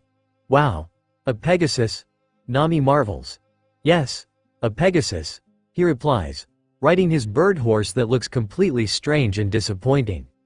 How unexciting, we all grumble. May luck be with you, warriors. He says goodbye and flies away. That was a weird thing it turned into, Sanji comments. Was there even a reason for it to transform? Nami questions. Good question, we agree. In the end, he didn't tell us anything, Robin says. You're right. Nothing at all. Usopp agrees. Now we're back to square one, Sanji adds. How do we get up there? Zoro questions. I know, let's call that old guy and ask, Luffy decides, picking up the whistle. Hold on, Luffy. Nami exclaims, stopping him but holding his neck, and Usopp pulls his cheeks. This is only supposed to be used in emergencies. What if that weird masked guy shows up again? Usopp exclaims. For now, let's take our ship somewhere, I suggest. Hey, look over there, Chopper suggests. What could that be? Robin asks, looking over. Isn't that a weird cloud? He asks. It also looks like a waterfall, she adds. Alright, it's decided. Let's check it out, Zoro declares, and we begin moving towards the cloud waterfall. Wait. Stop. Stop. Nami orders. There are huge clouds in the way, Robin announces. What do we do? Chopper asks. They're floating in the sky ocean, so they can't be ocean, too, Sanji surmises. Then what kind of clouds are they? Usopp questions. If they were ordinary clouds, they'd keep moving forward, Nami says. Let's touch one and find out. Luffy decides and swings his arm around. Gum pistol. He punches the cloud, and his arm bounces off it. It bounced off. He grins even more, jumps off the ship, and uses the cloud like a bouncy castle. Look, I'm on it. I'm not sinking. It's all fluffy, like cotton. What is this? What is this? It's too fun. Wow. Chopper cheers as he watches. Now how does this work? Nami wonders. It's mysterious, Robin replies, and Usopp rushes to the side to join Usopp. Me too, I'm coming, too, Usopp exclaims. Todd rushes to join the others as Luffy lies on the cloud. This feels great. It's warm and makes me want to sleep right here. It's even better than a freshly aired futon. Luffy smiles and then starts bouncing around again. But this means the ship can't go through places filled with these. Nami ponders to herself. Hey, find a route that the ship can take. Right, okay. Luffy agrees. Hey, Luffy. There's something over here, Usopp announces, and Luffy rushes over to him. What is it? What is it? He asks as he runs over. Hey, where are you going? Quit playing around, Nami shouts at them. What is that? Luffy asks, coming to a stop, and they return to the ship, explaining what they found. A gate? Nami asks as Usopp finishes. Yeah, there's a big gate under that waterfall thingy. Luffy tells her as he slides back onto the ship, and Chopper tumbles down onto Usopp's head. There are man-made objects in a place like this? Sanji questions. There could be anything in this ocean and it wouldn't be surprising, Robin tells him as we sail down a path around the waterfall toward the gate. We'll find out what it is after we get through here, Luffy exclaims. Left next, Chopper says. No, right, Usopp corrects him. It's to our left, Chopper snaps. No, our right, the sniper argues back. Let's call the old armor guy, Luffy suggests, about to grab the whistle again, and the two stop him. Stop that, they shout. Alright, looks like we're through, Nami declares, and the clouds part ways to reveal a golden star-shaped archway where the waterfall ends with the words, Heaven's Gate, on the top. It's a gate, all right, I mutter as I look at the gate in awe. And look, that waterfall-like cloud really was a waterfall, she beams. It's flowing over those different clouds from earlier. What's this now? Heaven's Gate, Usopp questions. That's unlucky, it sounds like we're on our way to die. You know, maybe we already are dead, Zoro muses jokingly. Ah, that would explain this weird world. Sanji joins in, scaring the sniper. Eep. We're dead, Chopper exclaims in fright. No, if we were, they wouldn't be here, I assure the cute reindeer. Heaven, huh? Luffy laughs. This is gonna be great. I finally get to go there? Get real. Nami snaps at them, hitting us over the head. What was that for? Usopp asks, getting hit too. Your jokes aren't funny, she snaps at us. Why did I get hit, too? Chopper cries, clinging to my leg. Look, over there, someone's coming out, Usopp exclaims, pointing at a small elderly woman with tiny wings pointing out the side of her back, holding something that keeps flashing towards us. Look, she has wings on her back, the little doctor exclaims. It's an angel, is that what angels are like? Luffy exclaims. She's like a pickled plum. Nami begins. I am Amazon, the Heaven's Gate inspector, the elderly woman introduces herself. Sightseeing? Or perhaps war? I guess it's kind of like sightseeing, Nami replies. We want to go to the Sky Island, they're past this gate, right? Luffy asks. What do you mean by war? Zoro asks Amazon. It doesn't matter either way. If you're going to the upper area, pay the entrance fee of 1 billion XTOL per person. That is the law, Amazon informs us. Oh, 1 billion? Usopp exclaims, stepping back in shock. There's that XTOL stuff again, Sanji comments. How much is 1 billion XTOL in berries? The sniper tries to work out, looking at his hand. Whatever it is, 1 billion sounds really expensive, Chopper exclaims. 1 billion per person, 8 billion for 8 people, Robin tells us. It's just to enter the country. Do countries usually charge that much just to enter? This old lady's trying to scam. Usopp grumbles, and Nami slaps her hand over his mouth. About the money, what if we kinda don't have it? Nami asks her. You can pass, Amazon answers. Are you serious? Usopp exclaims in shock. Or you don't have to pass, she adds. I am neither a gatekeeper nor a guard. I simply ask your intentions. Then let's go, to the Sky Island, Luffy cheers. We don't have money, but we're going through, old lady, Usopp tells her. I see. The 8 of you, then? She asks us. Yeah. But how do we get to the Sky Island? Luffy asks, and large claws come out from the clouds below us, grabbing the ends of the broken wings of our ship and making the others scream in fright. What the? Something's here, the boys shout. The White Sea's famous express lobster, Amazon announces, and it speeds up the waterfall. It's moving, Usopp cries, clinging to the ship. It's a huge lobster, Chopper exclaims. Is it planning to go up the waterfall? Zoro shouts. Hold on tight, Nami exclaims. What speed? Sanji comments as we pick up more speed, and you can see a road to the top. It's still a ways to the top. I shout over the rushing wind and stand by Zoro at the front with a smile as we grow higher. What the heck? Zoro ponders. It's a cloud road that looks like a bell. Oh, Nami-san, how pretty you are. The cook gushes at Nami as she falls into his arms when we hit a bump. It doesn't look like it was created spontaneously, Nami comments. There's no way this is spontaneous, Usopp cries as Zoro leans his foot on his head as the sniper bumps into us. But we keep going and get closer as light shines from the end of the cloud-made road.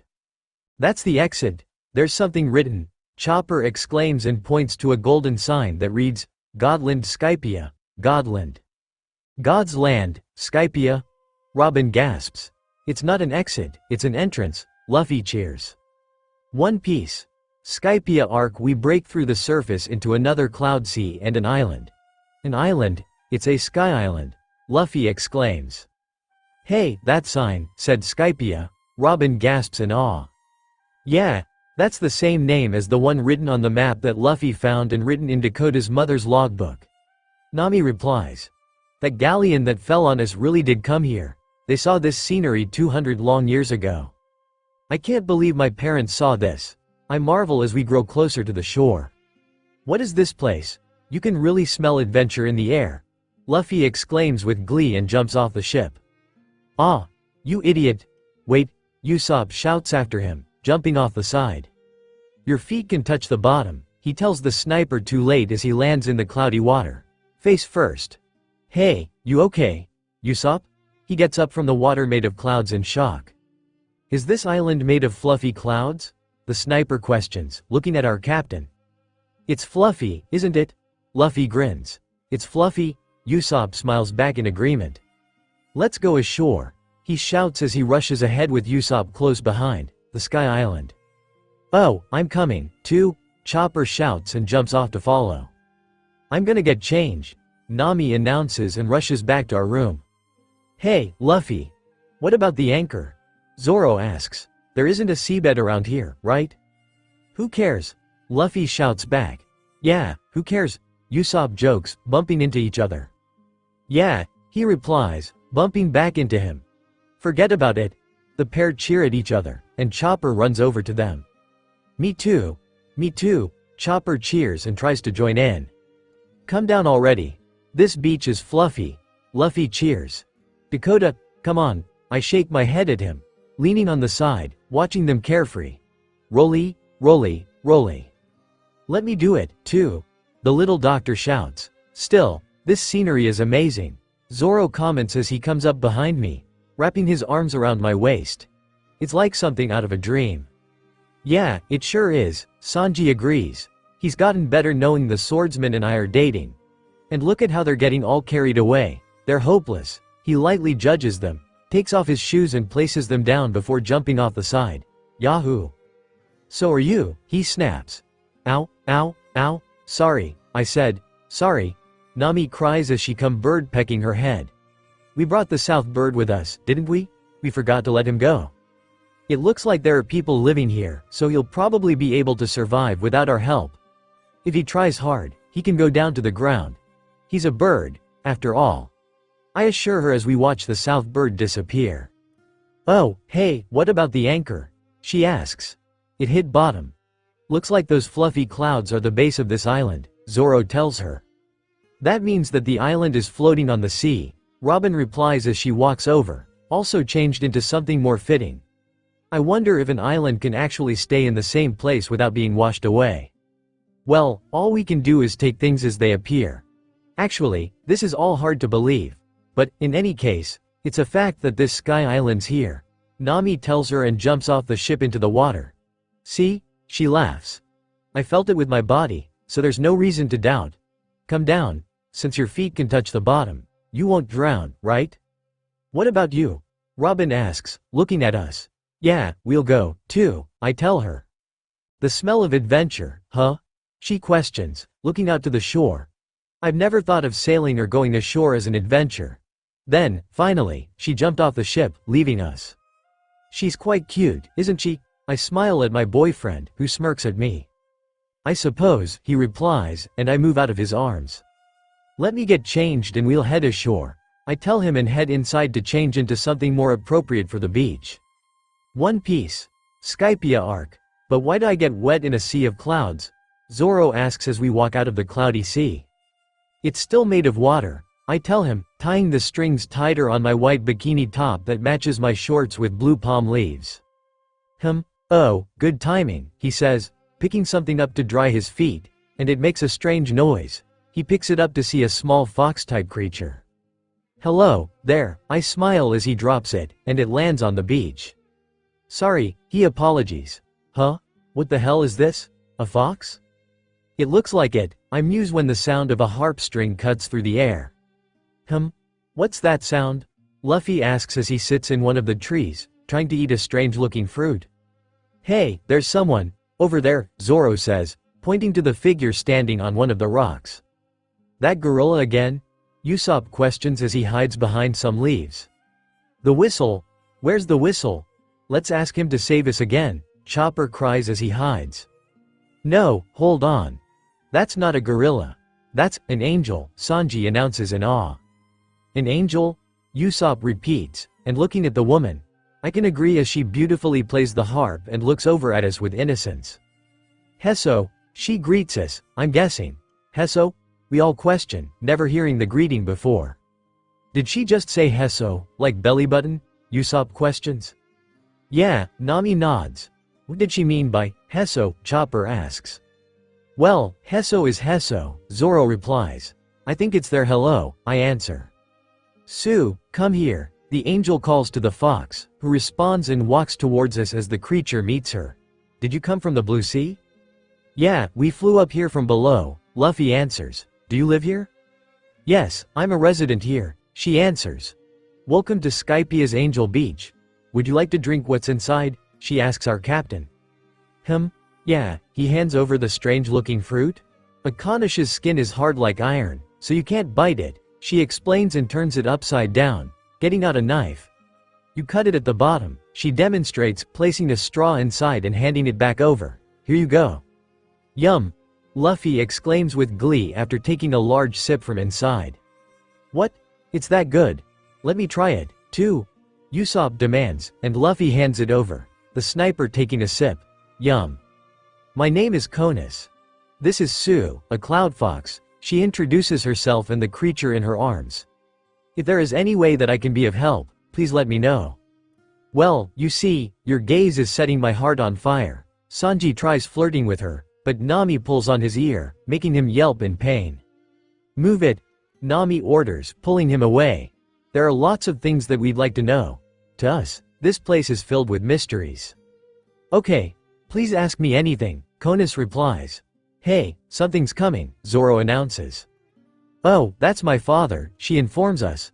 Conus-san, Hesso. Her father greets her as he comes closer. Yes, Hesso, father, the girl shouts back to him. Hey, what are you guys saying? Luffy questions. What's that thing that he's riding on? Nami asks. Oh, are you talking about the waiver? Conus asks her. Wow, that thing is so cool, Luffy beams. Waiver, our navigator marvels. I'm sorry. I'm coming to a stop, the man announces and seems to lose control and skids onto the beach, hitting one of the trees and flying off the waiver. Is everyone all right? He asks, getting up. You're the one who crashed. Zoro snaps at him. Hey, Luffy. Didn't you bring back something like that from the seabed before? Nami asks. Yeah, I did, didn't I? Luffy replies as he takes sips from his drink. That's the boat I read about in Nolan's diary, that boat that can be propelled without wind. She marvels, looking at it. Are they your friends, Conus-san? He asks his daughter. Yes. We've just become acquainted, Conus replies. They said they came from the Blue Sea. I see. Then, there must be many things that you're puzzled about. I'm sorry, this place is the White Sea, her father says. Oh, no need to apologize, Usopp assures him. Excuse me for not introducing myself sooner, but my name is Pagaya. I'm sorry, he introduces himself. Oh, no, nice to meet you, he repeats. Father, were you able to catch some fish? Konis asks him. Yes, I had a large catch, Pagaya replies, and Nami walks to inspect the small boat. Oh, yes, why don't you all come to our house? I'll prepare dishes for you using the sky harvest. Are you sure? Then, let's go, Luffy cheers. Sky Island cuisine? Sanji questions, intrigued. Let me help you. Before we go, can I ask you a question? Nami asks, looking at the waiver. This boat doesn't have a sail, and you weren't paddling, either. How did you propel it on the sea? Oh, you mean you're not familiar with dials? Konis asks. Dials? Luffy asks and jumps aboard, hitting one of the pedals and zooming into the water. What is this shaking? I can't stop it, he shouts and flies into the air. Oh, no, is he all right? She gasps. Heavens, I'm sorry, I let him use the waiver, Pagaya apologies again. Speaking of which, I wonder how this SWA treats those with powers, Sanji muses. Oh, yeah, this isn't an ordinary sea. Zoro hums in agreement, so he just may float. He sank, you morons, I scold them as we watch our captain drown. So he doesn't float, he muses, and I slap his arm. Ah, this is terrible. Chopper cries and dives in to save him. Chopper! I shout and throw Zoro and Sanji into the cloudy water to get them, but Usopp dives after him, heading for Chopper. That was close. He was just about to get through the clouds. Sanji snaps as he drags Luffy. We had a late start because you were making dumb comments, Zoro argues. Geez, why did you have to jump in, too? Usopp asks Chopper as he drags him onto the beach. The Sky Island is a scary place, Chopper whimpers. I'm sorry for letting a beginner use that boat, Pagaya apologizes again. The body of the waiver is made so light that its rudder can be taken over even by small waves. Unless you know very well about the sea, you can't handle it that easily, I'm sorry. I've finally become able to ride it recently, Konis says, and I can't help but watch Nami expertly ride the boat. It's that hard? Chopper asks in wonder. Well, if you train, in 10 years or so, you'll be able to ride it, Pagaya explains. That's a lot of training, the little doctor exclaims. He USOPP shouts as he spots Nami finally on the water.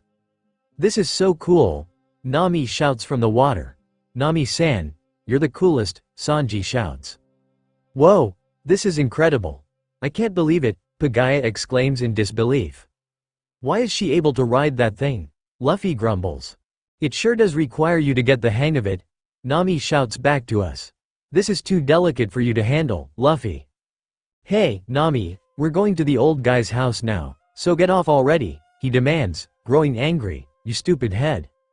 Don't take it out on her, Sanji scolds him, hitting him lightly on the head with his foot. You stupid head. Luffy shouts at her again. You guys go on ahead, Nami shouts back. Mister, could I stay out here a little longer and have fun? That's fine, be careful, Pagaya says, and we head off the beach toward their house. One Piece. Skypia arc. Hey, is that a construction site?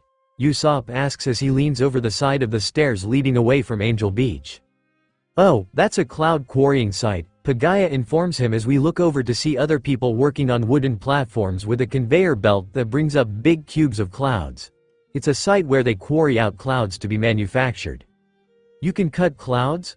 Zoro asks him. You took the Milky Road to get to the White Sea, right? He asks. Milky Road? Oh, you mean that winding sea path? I ask. That's a man-made canal, Pagaya explains.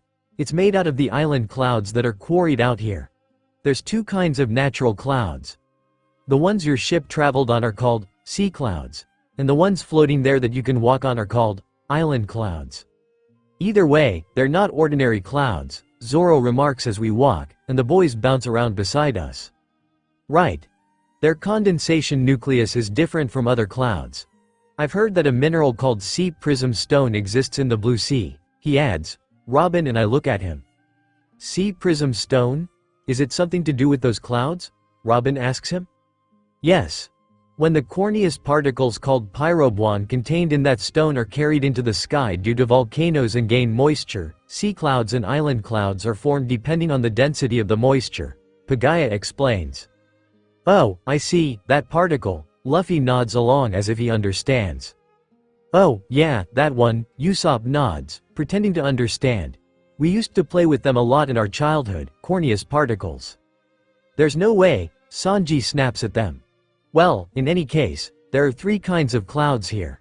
Sea clouds and island clouds, which are natural and man-made clouds made out of island clouds, Pagaya further explains, and we make it to his house.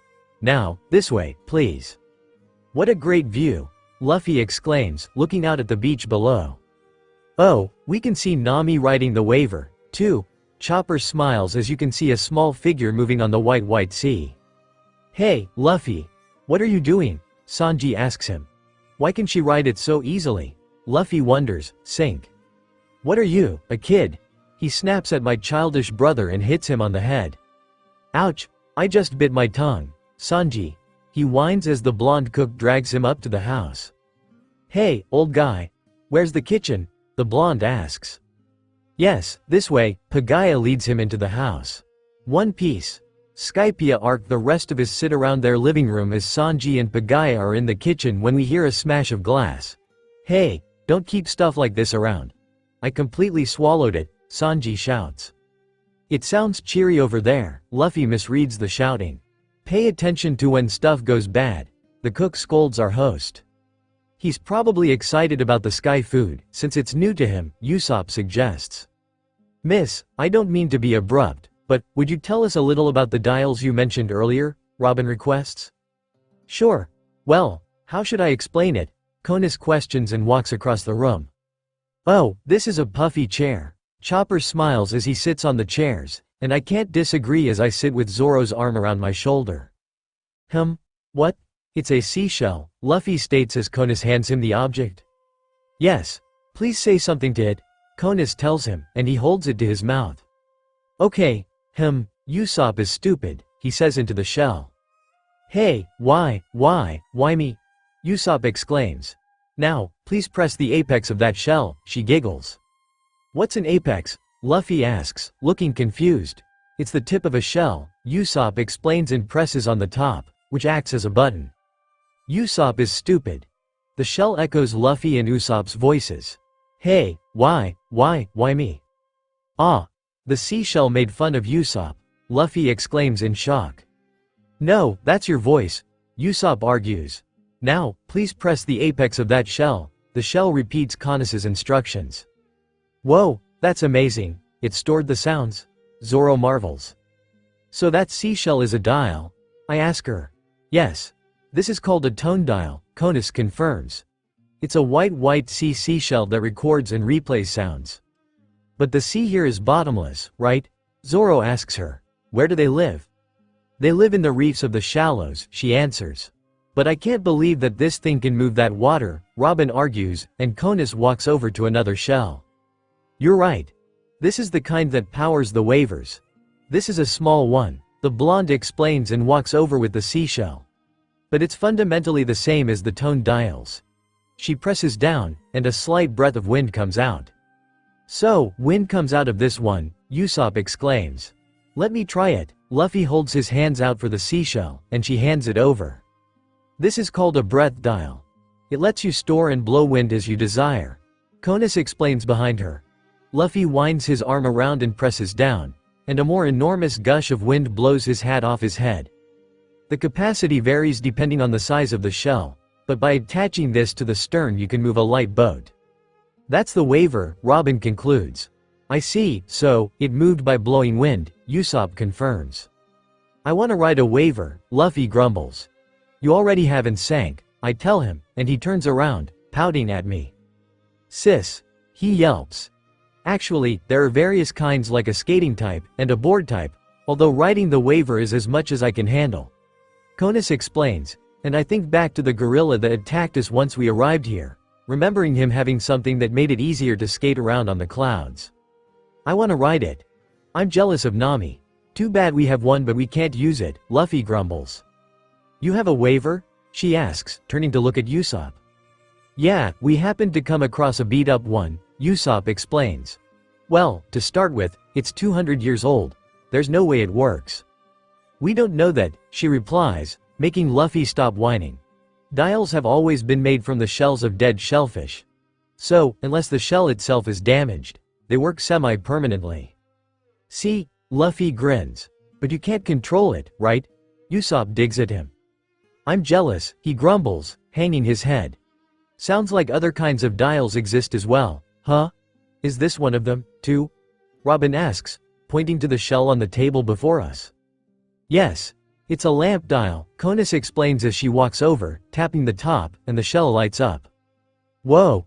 The seashell lit up. Chopper cheers. In addition, there are flame dials that store flames, flavor dials that store fragrance, vision dials that store videos, and so on, she explains. How interesting, he cheers. People in the sky couldn't live without these, the blonde angel adds. I see, I smile, seeing the slight blush on her cheeks. So, you could say that, sky culture goes hand in hand with dial energy, Conus smiles, seeing as Zoro has fallen asleep on my shoulder. Now, the food is ready, Sanji announces as he brings out the food. It's a hearty sky seafood course with Sky Island fruits. Wow! Luffy gasps. Amazing, Chopper beams, and we begin to dig into the food. Just brother exclaims. This lobster, how can I express its taste? Usopp exclaims. Hey, where did Nami-san go? Sanji asks as he walks out onto the balcony for a smoke. She's out there on the sea, isn't she? Luffy asks, stuffing his face. No, she isn't, he replies. Then, she probably went a little far. Don't worry about her, Usopp tells him, and I see Pagaya and Conus look worried. Father, I wonder if she's alright, Conus worries. Yes, Conus-san, I'm a bit concerned myself, Pagaya replies. Why? What's the matter? I ask them. Here in Skypia, there's a place that we're never to step foot in no matter what. That place is next to this island, so if you travel a bit by waiver, you can get there, she explains with such fear in her eyes. Never to step foot in? Usopp asks her, why's that? It's sacred ground, Conus answers. Sacred ground, Robin repeats. We call that place, Upper Yard, the land where God lives, she adds. There's a God? Luffy asks. In a place where we're never to set foot in? Yes, Conus answers. God, you mean that God? God lives on the Sky Island? Chopper asks her. Yes. Since Skypia is God's land, it's ruled by the almighty God Eneru, she explains more. The almighty God? Sanji repeats.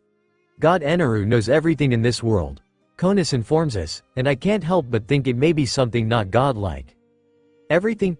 Usopp asks, and she nods her head in confirmation. He's also watching us all the time, she adds. All the time? He asks, getting to his feet. Now, too? Luffy asks her. Of course, Conus answers. What? He's watching us now, Chopper exclaims, looking around the room. Humph, God, huh? Zoro muses. You don't believe in God? The little reindeer asks the swordsman. I don't know. Whether or not God exists doesn't matter to me. I couldn't care less from the beginning. But I don't intend to deny those who want to believe, he replies, and I smile, wrapping my arms around him. How well thought out, I kiss him on the lips and smirk. But even down below, people who call themselves God exist, that doesn't mean they are. They can die like the rest of us. You'd know, wouldn't you sis, Luffy adds, and I nod with a grin. So, have you seen that God who lives in Upper Yard, Conus-san? Sanji asks her, trying to divert the conversation. No, God forbid. We cannot step foot in Upper Yard. Never, Conus denies it and looks down at her hands in her lap. The sacred ground, Upper Yard, is forbidden. Well, she said the magic words, I grumble, seeing the sparkle in my brother's eyes. I see. A place that we're not allowed to go no matter what, huh? Luffy questions and the others notice. Ah, your eyes, Usopp gasps, grabbing him by his vest and shaking him as if that will stop him. What are you thinking about right now? Listen good, never step foot in. Means you're absolutely not supposed to go there, Luffy. You realize you're hyping it up for the dummy, right? I ask him. Oh, I see, so there's a place that we're not supposed to go. I see. A place that we're absolutely not supposed to go, huh? Luffy keeps saying with a laugh. He's definitely planning to go there, the others all grumble, knowing our captain. But if he's God, wouldn't he forgive you even if you go someplace you're not supposed to? He's nice, right? He asks. Well, but breaking God's rules is blasphemous, so, Conus warns him, but he doesn't really care. I see. Well, I guess it doesn't matter either way, Luffy replies, taking a big bite of his food. So, what happens if someone goes into that forbidden upper yard? Robin asks. That's, she replies but stops. That's, Zoro repeats. The person cannot come back alive. Everyone believes so, Pagaya finishes for his daughter. Cannot come back alive? Usopp exclaims, and Sanji looks at them in horror. His unlit cigarette falls to the floor. I am worried about Nami-san, he confesses. I hope she isn't near upper yard. Nami-san. Stay where you are and don't go anywhere, Sanji shouts from the balcony. Nami-san. In any case, let's go there, to find Nami, Luffy suggests with too much glee. Is your reason for going really find Nami? Usopp shouts as he grabs our captain by the vest and shakes him again as if that will knock some sense into him. Isn't it really so you can go to the Forbidden Land? Nami-san. Sanji keeps shouting as if she'll hear him. Hey, Luffy, let's go. Hold on a second. We'll go after I finish these, Luffy tells him, stuffing his face. What are you gonna do if something happens to Nami-san while you're sitting around like it's nothing? Just leave them there, since we're coming right back, he scolds our glutton of a captain. Hold on, this one, too, he takes a few gulps of his drink. Conus-chan, it'll be night if I wait for him. Take me to that upper yard place, Sanji requests. What, but, she stutters, and he looks at her as she looks down at the floor. We don't know if she was really headed there. And, if we incur God Eneru's wrath, we'll really be in big trouble. God Eneru seems to be pretty scary, Chopper comments, looking scared. God Eneru, God, huh? Zoro questions, looking at his drink before taking a sip. One Piece. Skypiea arc, now, we're off, Luffy announces as we board the Going Merry once we've finished eating. To the place we're not allowed to go. I'm sorry. There's a headwind right now. With this wind, going to upper yard will take quite long. I'm sorry. Pagaya announces, his finger in the air. What? He shouts. Quite long, Usopp shrieks. If this ship moved using dial energy, it wouldn't take that long. I'm sorry, Pagaya explains. How long do you mean by quite long? Sanji asks him. I don't know. Only the wind knows, the old man replies. I see, quite long, huh? Usopp questions. I'd very much like to go, since I'm worried about Nami. Even I, Usopp-sama, the hero, can't control the wind. Old guy, isn't there any other way to get there quicker? Luffy asks him. We'd better hurry, or Nami will be back. Hey, Luffy. So that was why, after all, he snaps at our captain. That, he asks the sniper. You liar, Usopp sneers back at the rubber boy. There's finally a dangerous place we can go. I can't sit around and wait till the wind changes. Luffy shouts as he jumps off the ship with the old broken waver over his head and runs along the beach. Hey, Luffy, could that be? Usopp shouts after him.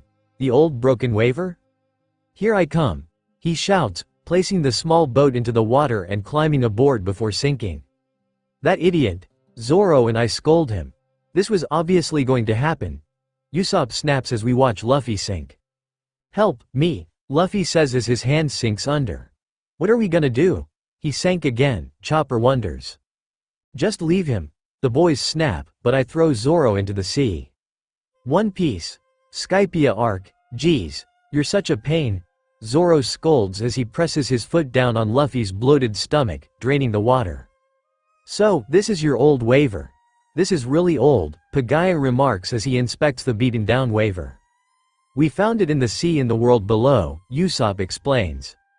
Would you like me to take a look? If it can be fixed, I'll fix it for you, he replies. You can fix it, old guy? Luffy asks him. I'm a dial ship engineer, Pagaya confesses. Really? Then, please fix it, please. He asks him, and Zoro presses down again, and more water spews from his mouth. Do it quickly. Well, Usopp. Look at this, Chopper exclaims as he finishes his Cloudman.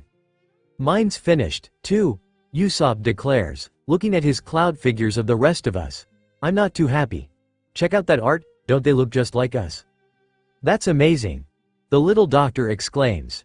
Just how does that look like us? Sanji growls, kicking the sniper in the head and destroying Usopp's figurines. This is what I think of your art. While Nami-san could be in danger. You're fooling, dare you? Usopp cries as he clings to Sanji's other leg. Take this. And this? The cook snaps as he stamps on the remains of the cloud figures. Don't take it out on my art, he cries like a baby. Can it be fixed? Luffy asks Pagaya. I've never seen these parts, Pagaya confesses as he inspects the small boat. Please fix it one way or another, he asks. I'm sorry, but I can't say much until I investigate it more, the old man replies. Anyhow, please. I'll try disassembling it. Old guy, what's that? Luffy asks, and I look to the stairs to see a group of men marching towards us. You, suspicious ship over there, hold it, one of the men shouts down to us. Who are they? He questions. I lean over the ship's side, watching the men crawl across the beach towards us. Why the heck are they crawling? Sanji questions. I don't know, Usopp replies. They're probably weirdos. What? So those are weirdos, Chopper gasps, and Robin, Zoro and I jump off the ship to join the others. Everyone, halt. The man at the front orders, and they get to their feet. Hesso. The men greet the others. Hesso, Konus replies. Why, Hesso? Pagaya replies. Hey, what are you guys saying? Luffy questions. Who are they? Zoro asks. Usopp said they're weirdos, Chopper replies. So you're the 8 illegal entrants who came from the Blue Sea? The leader shouts. What? We echo. I'll humbly bring heaven's judgment upon you, Dakota's Pav. Everyone, halt. The man at the front orders, and they get to their feet. Hesso. The men greet the others. Hesso, Konus replies. Why, Hesso? Pagaya replies. Hey, what are you guys saying? Luffy questions. Who are they? Zoro asks. Usopp said they're weirdos, Chopper replies. So you're the 8 illegal entrants who came from the Blue Sea? The leader shouts. What? We echo. I'll humbly bring heaven's judgment upon you. One Piece. Skypia arc. Illegal entrants? Pagaya gasps with his daughter, Konus, but Luffy stares at them blankly. Illegal entry? What's that? Luffy asks them, looking at the Kind family. Is that right? He stutters, looking at our captain, shocked. There's no use making excuses, the leader announces, fishing out some photos from his cape, since Amazon, the inspector at Heaven's Gate, sent us pictures taken by a vision dial. Oh, no, that can't be true.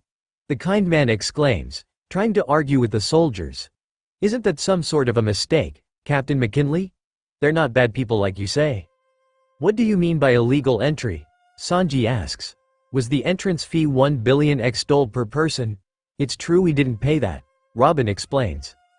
But that old lady said we could still pass without paying, didn't she? Usopp questions. Yes, she did. Chopper agrees. It's true. There should be some type of better explanation when you get here, I comment. It's no use. Please stop making excuses and admit it. Captain McKinley remarks. However, there's no need to get panicked yet. Illegal entry is only an 11th degree crime according to Heaven's judgment. Once you accept your punishment, you can become legal tourists on the spot. Oh, you should have said so sooner. I still don't like it, but just what is this punishment? Sanji questions. It's simple. He replies. Please pay 10 times the entrance fee. If you pay right now, we'll humbly write off your crime.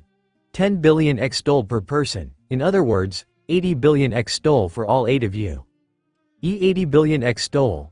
Usopp stutters. So how much is 1 XDOL in berries? Berry, that's the currency in the Blue Sea, right? The captain questions. 10,000 XDOL is 1 berry.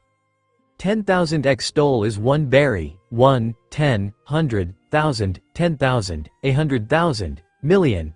The sniper tries counting on his fingers. How much would that be? Then, 80 billion extol is 8 million berries. Robin and I answer, making Sanji drop his cigarette.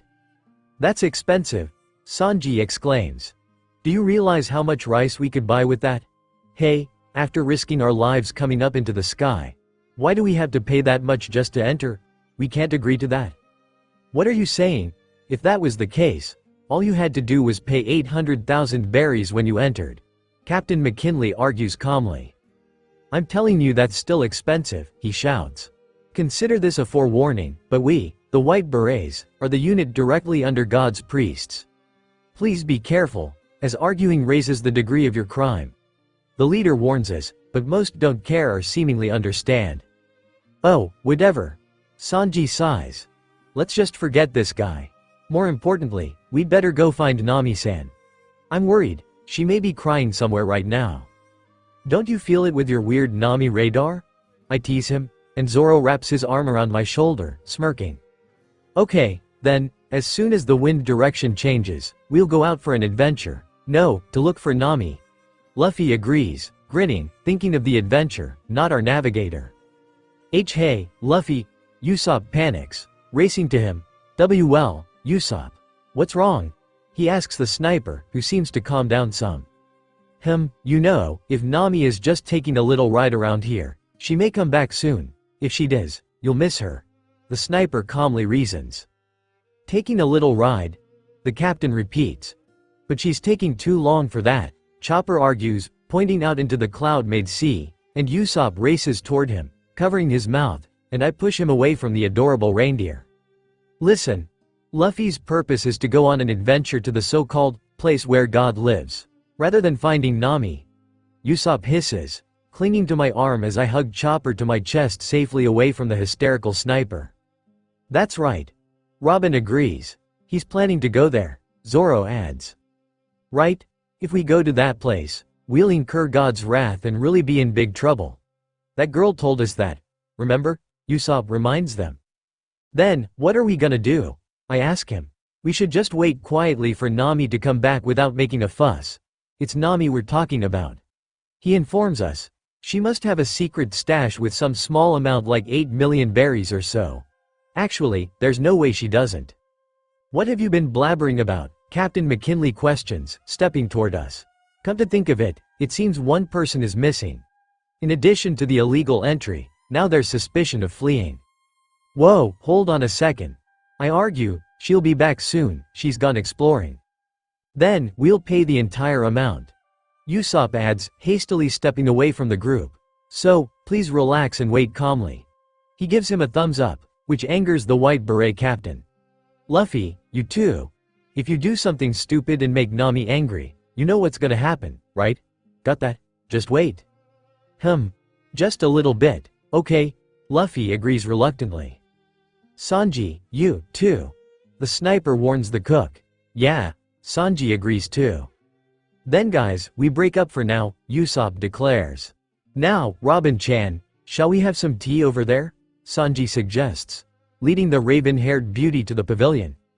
Sure, Robin agrees, and Zoro leads us toward a tree to relax. Phew, I somehow managed things for the time being. Usopp mutters and chases after the reindeer. Hey, Chopper. Chopper looks at him. Do you want to go fishing or something? He suggests. That sounds good.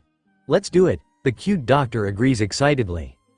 Conus, is there any place around here we can go fishing? The sniper asks the beautiful blonde. Yes, there's one nearby. I'll take you there.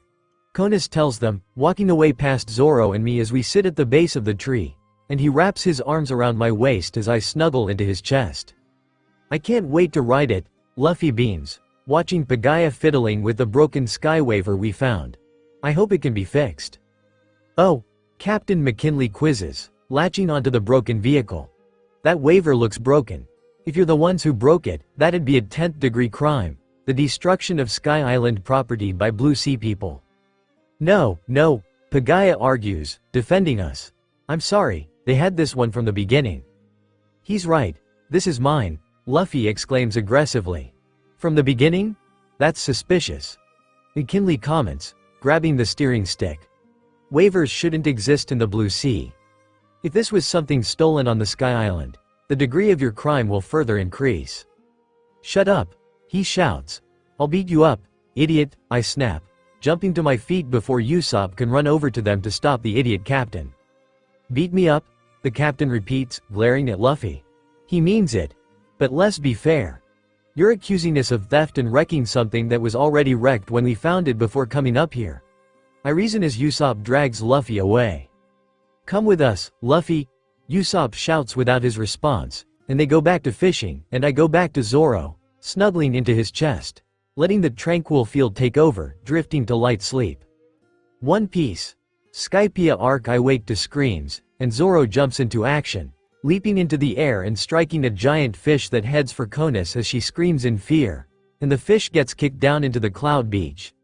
I stroll over as the others rush over, and Zoro lands calmly, returning his sword to its sheath. Ow, ow, ow, what the heck is this? What a weird fish. Usopp comments, looking at the weird sizable yellow fish. It tried to eat Konis. This another one of the skyfish? Zoro wonders. I'm sorry. Pagaya says, making us look at him. Thank you very much for saving Konis. Father, look, Konis says, in a voice I don't like. We're in trouble. He sighs. Well, McKinley scoffs, stomping over. This skyfish is so rare that it's forbidden to capture it. Your actions was a violation of the protection law, and it's a 9th degree crime. Why is it a crime? Zoro saved Konis, Chopper argues. Zoro, did you kill it? Usopp asks him. I just smacked it, he answers. I see. Then if we release it, there shouldn't be any problem, right? The sniper suggests, kicking the fish awake, showing it's still alive. All right, it's very much alive. Oh, it looks yummy, Luffy exclaims, thinking with his stomach. Hey, wait, Luffy. Don't eat it, Usopp shouts, and Luffy stretches his arms, but I stop him, smashing him away. If you had eaten it, you couldn't give an excuse. That would be theft, an 8th degree crime, McKinley smirks. Well, we didn't eat it, did we? I snark back. Hey, Skyfish. Usopp shouts at the fish. Go back to the sea now. Don't get caught again. And the skyfish swims away, jumping into the water and escaping quickly. I kept quiet and listened to all your nonsense about crimes and such, but, Zoro growls, grabbing the hilt of his sword. If you don't cut it out, I'll. Wait, he shouts. Wait, Zoro, don't be hasty. The sniper stands in front of the swordsman. This is now far beyond arguing. McKinley announces. His speech and behavior just now are unmistakably extortion. So, that's a 7th degree crime. Zoro wasn't extorting, he was about to say, if you don't cut it out, I'll laugh. That's all. Usopp fibs. That's his signature gag. A gag, you know. That's not right. Isn't he twisting what we do into crimes on purpose? Chopper accuses the man, which is very accurate, making the cowardly teen yelp and dart in front of him. Chopper, he shouts, don't you go making things worse, too. But we can't do anything like this, the adorable reindeer argues. Can't do anything? Usopp repeats, coming up with an idea. Oh, yeah, he fixes a cloud pillow. All we have to do is do nothing. Let's take a nap. Now, take a nap. Take a nap now. Zoro readily agrees with the others, lying down, and I sit down, leaning against him as the boys snore, which seems to anger the white beret captain for some reason. They're producing tremendous noises at Divine Angel Beach. Captain McKinley growls. You all, if your actions falls under destruction of the environment, a 6th degree crime will be added as well. I swear he's making these up now, I snap. Hey, we can't even snore? Usopp questions. Ah, how annoying. I'm gonna beat up this beret-wearing old guy. Luffy rages, getting to his feet, and we all follow. Shall we do it? Zoro asks our captain. Wait, hey, stop it, Usopp tries to stop them. Don't be so hasty, Luffy. Zoro, Killer, try controlling them. I can't always control them when I agree with them, I reply, rolling my eyes at him. Listen, you know snails, right? He tells them, confusing already, they're. Hold on a second. We hear Nami's voice shout. Nami-san, you're all right. Sanji shouts, running to her lovingly. Luffy, don't give them any trouble, she warns him, ignoring the cook. But Luffy argues with her. Nami, go ahead and pay them the 8 million berry fee for our illegal entry using your secret stash, Usopp shouts, and I cringe, knowing she won't like it. Good, we can still get by with a fine. Then, I hear her yell as she grows closer on the sky waver. 8 million berries, he said. Oh, she does not like that, I mutter, and she grows closer faster toward us in her anger, and the sky waver jumps out of the sea toward Captain McKinley. What? Seeing her approaching him at high speed, McKinley shouts, and she smacks him in the face. That's too expensive. The ginger screams. Her money-grubbing ways getting the better of her as she sends the man flying across the beach and comes to a halt. Oh, shoot. Because they demanded such an unreasonably high fee, I unintentionally, she gasps, realizing her mistake. Hey, Zoro and Usopp mutter, looking at Nami in shock. See Captain.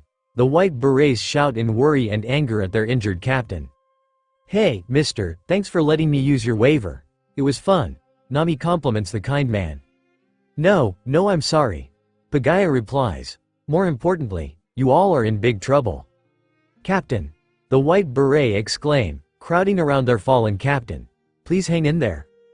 Everyone, let's get out of here, Nami suggests. Your wound isn't deep. They shout. How did this happen, Captain? Why? I thought you started a fight. Luffy protests, wanting to stay. It's dangerous to have anything to do with this god thing. Seriously, Nami argues, wanting to escape the trouble she caused us all. By the way, what crime would that be? Zoro asks, looking at the fallen captain. I think it's probably a 5th-degree crime for obstructing official duties. Pagaya answers, growing worried. Good. That's still only a 5th-degree crime, Usopp says, sighing with relief. That's not good, Konus corrects him. When it's determined to be a 5th-degree crime, in the name of God Eneru, you'll be banished to the clouds. Banished to the clouds? I ask her as Sanji and Robin join us again. What's that? Being banished to the clouds sounds kinda nice, Luffy comments, seeming relaxed. No, it doesn't, it's the death penalty, Konus announces with sadness. Death penalty, the 3 cowards exclaim in a panic. He's completely out of it. Zoro comments, looking at Captain McKinley's beaten and bloody face. But the death penalty in God's land? That's harsh. But it's the truth. It really exists, Konus exclaims in worry for us. It's a punishment where you, together with your ship, are put on a cloud that you can't escape from. And you keep wandering until you become bones. It's the death penalty. I see, Robin says, gaining our attention. That's why that ship fell from the sky. What are you talking about, Robin? Usopp questions, stepping toward her. Remember that galleon that fell from the sky? That St. Brice, was it? They might have received that punishment 200 years ago. She explains, which makes some sense, and from the look on Usopp's face, he remembers all too well. Hey, you! The white berets shout at us. Do you realize what you've done to the captain? What did you say? Sanji snaps, glaring at them. Ah, Sanji-kun. Hold on, Nami tells him, making him comply easily. Why, sure, Nami-san. He swoons happily to himself as she walks toward the soldiers. Don't be upset like that. That was by chance, she lies out of her teeth. By chance? The white berets exclaim in disbelief. Well, how should I put it? I unintentionally, the red-haired girl fibs, trying to change their mind. Unintentionally, they shout, not believing them at all. It was like an accident. Nami pouts, but they don't buy her lies. An accident? An accident, you say? The soldiers keep shouting and repeating everything. That's right. It was an accident, 'cause it's hard to control and ride a waver, right? She tells them, but they don't seem to buy it as they growl at her. On top of that, I wrote it today for the first time, so I made a little mistake while turning the handles. I'm clumsy, aren't I? I guess beginners shouldn't push too hard, after all, should they? She fake giggles, trying to seduce the soldiers. She wasn't having trouble writing it. She looked like she was having lots of fun, Luffy grumbles, earning a glare from her, and Usopp wraps his arm around his neck to stop him from talking anymore. Hey, Luffy. Usopp warns him. Oh, no, Luffy, Nami giggles. Nami's trying to fool them into thinking it was an accident, he mutters. That's impossible. She laughs. Don't say anything unnecessary. Oh, really? Luffy grumbles, glaring. Pagaya steps forward. I'm sorry, but I thought it'd be better to treat Captain McKinley first. I'm sorry. He bows to the soldiers, glaring at Nami. That's right. The white beret exclaim, panicking. Captain McKinley. Then, let's carry him over to my house. He suggests calmly, letting the soldiers calm. We appreciate your assistance. The soldiers reply and salute. Hesso. They carefully place the knocked-out captain onto a stretcher before crawling away. All 8 of you, don't go anywhere. Understood? They glare at us again. Captain? They're crawling again. Sanji questions, watching them with a frown. Why can't they just carry him normally? I know you're not bad people. Konis comments and turns to us. So, please use this chance to get away from here. She runs after her father and the soldiers. Hey! Usopp shouts after her. Let's do as she said. Nami agrees. I saw it with my own eyes. An island with these scary guys on it. So you did go to the place they call Forbidden Sacred Ground, Zoro remarks, making Luffy beam. The place you're never to step foot on. Scary guys. Luffy repeats with a beaming smile, and Usopp tries covering his ears, but it's too late. Don't listen. Don't look. Don't talk, Usopp shouts as Chopper clings to Luffy's leg. God, gorilla, that place is no good for sure. In any case, we're leaving, Nami demands. It's heartbreaking to be apart from Konis-chan, but if that's what Nami-san says, Sanji agrees willingly, as usual. If we stick around, those two may also get in trouble, she warns them. That's right. Those guys will just make them out to be our accomplices, Usopp comments.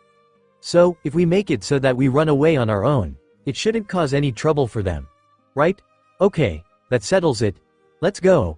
We begin to set the ship up and climb aboard. And I get changed into a light brown set of dungarees and a baby blue shirt that falls off my shoulder.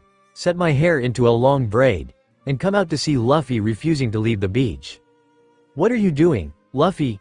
Nami asks him as she stands behind him with Sanji and Zoro waiting close by. Why are we running away? Luffy replies. Because we'll be in big trouble, she reminds him. We're always in big trouble, he reasons clearly. Like I said, it's not just us, but those two may get arrested, too. You know, the navigator reasons, trying to appeal to his sense of judgment. Those two have done nothing wrong. My baby brother argues. The one who arrests them is wrong. I know that's true, but, Nami mutters. How long will you two be arguing? Come up already? Usopp shouts quietly, trying to get them to hurry and ensure the white berets don't notice us sneaky away. How many times do I have to tell you? She snaps at our captain. If we stay here, we'll be in big trouble, and so will those two.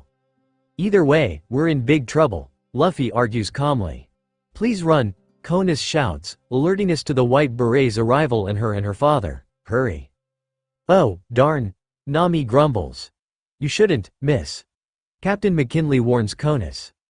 If you say something that defends criminals, you two are also going to pay. As you know, those people are felons who should be sentenced to be banished to the clouds as punishment for their 5th-degree crime, caused by all their abusive language towards us along with their obstruction of our official duties. Like I said, it was an accident, Nami snaps. Come on, already. She grabs Luffy's wrist, dragging him away. Arrest them, he shouts, and the soldiers raise arrows toward them. Please get out of here, they're beyond your power, Konis shouts. Tisk, yeah right. I grin, jumping from the ship and landing with Sanji and Zoro. Fire. Milky arrows. The captain orders and they fire. Arrows? Nami exclaims, looking back and letting go of Luffy's arm. You go ahead, Nami, Luffy tells her. Okay. She agrees, running to the ship as the strange arrows head toward Luffy, with clouds trailing behind them. As he tries dodging them and lands on one of them, meaning they can withstand a human's weight. What are these clouds? He exclaims and begins climbing them as more shoot over his head, and the white berets jump with skates on their feet. Go, white berets, Captain McKinley shouts, and the men slide fast down the cloud lines toward Luffy, who jumps out of the way, going to the end, chuckling. What? Luffy questions, dropping onto the one below. What's going on? Let's go, the white berets shout, speeding toward my baby brother with weapons drawn. chasing him along the milky road. It's so fluffy that it's hard to run, he yells, running and dodging them as they try to strike him. Watch out, Conus shouts as one drops down to strike him. How foolish to think you could get away from us, Captain McKinley growls as his men line up one after the other as Luffy uses his legs to hold himself upside down. I see, those are the skating type. Luffy comments before jumping down. That's neat. They speed toward him. You guys have fun stuff. Not nervous as they grow closer, he stretches his arm out, catching onto a tree, fleeing their weapons and the clouds. What? The berets yelp, watching. What is he? What? His arm stretched, Conus gasps, and they've clearly never seen a rubber boy before. Oh, my, Pagaya gasps, too, as Luffy floats above with a big grin. Gum gum, Luffy shouts, spinning his arms and legs in opposite directions. Can't be, devil fruit? McKinley exclaims in shock, watching as Luffy descends in a call of arms and legs popping off like fireworks. Fireworks, he shocks, knocking them all out across the beach simultaneously, but through the clouds, I see some that survived the hit. Get them, I grin, and Zoro and Sanji agree, knocking them down too, and I slice one with my extended nails. By the way, Nami, Zoro asks, looking back at the ship as the cloud disappears. What's our financial situation? We have 50,000 berries left. Nami announces. 50,000? We're that poor? He mutters, and I don't mention my hidden funds under my bed. And on top of that, I found some under Demon's bed. That's 160,000 berries total. She announces, making me cringe, feeling the others glare at me. Normally, that'll last a few days at most. Why are we so poor? Luffy questions. And why are you hiding money, big sis? He looks at me, but I avoid eye contact. As your captain, I gotta say this. You should think more about how you use money and... It's because you eat so much, Sanji screams at him. And that's my golden campus money. You said I didn't have to use it due to the fact you don't like how I earned it. I remind him, making him yelp. All right, in any case, the formation B that I instructed them to use during the fight was successful. Usopp lies calmly. Really? Chopper exclaims in disbelief. Yeah right, liar. I shout, deflating the sniper. They defeated, Pagaya gasps. The white berets, Conus gasps, too. Normally, up here the athletic abilities of Blue Sea people decrease. I hear someone laughing from behind us in the trees. You can't go back now, McKinley says, making the others turn. You should have just behaved and done what I told you to. We, the white berets, are the gentlest upholders of the law in God's land. However, they are not as nice as we are. He chuckles dramatically. You are now second-degree criminals. No matter if you cry or scream, he laughs. You'll be judged. He points at us. By the priests of Upper Yard. Hesso. The white berets quickly collect themselves before crawling away, and the others join us on the beach once it's safe. What's their problem? Luffy questions, watching them crawl away. More importantly, Nami turns to our captain. We were tricked. That old lady said it was okay to pass through. And when we do, they say we entered illegally? That's fraud. I'll sue for this? Who exactly do you think who will allow that to happen? I question, turning to her. Exactly, Usopp mutters, but I think he agrees with Nami. Of course, even if we were told, don't pass through, we would have entered by force anyway. Shut up. Nami yells at him. In any case, you are in big trouble, Pagaya comments from a safe distance away from us with his daughter.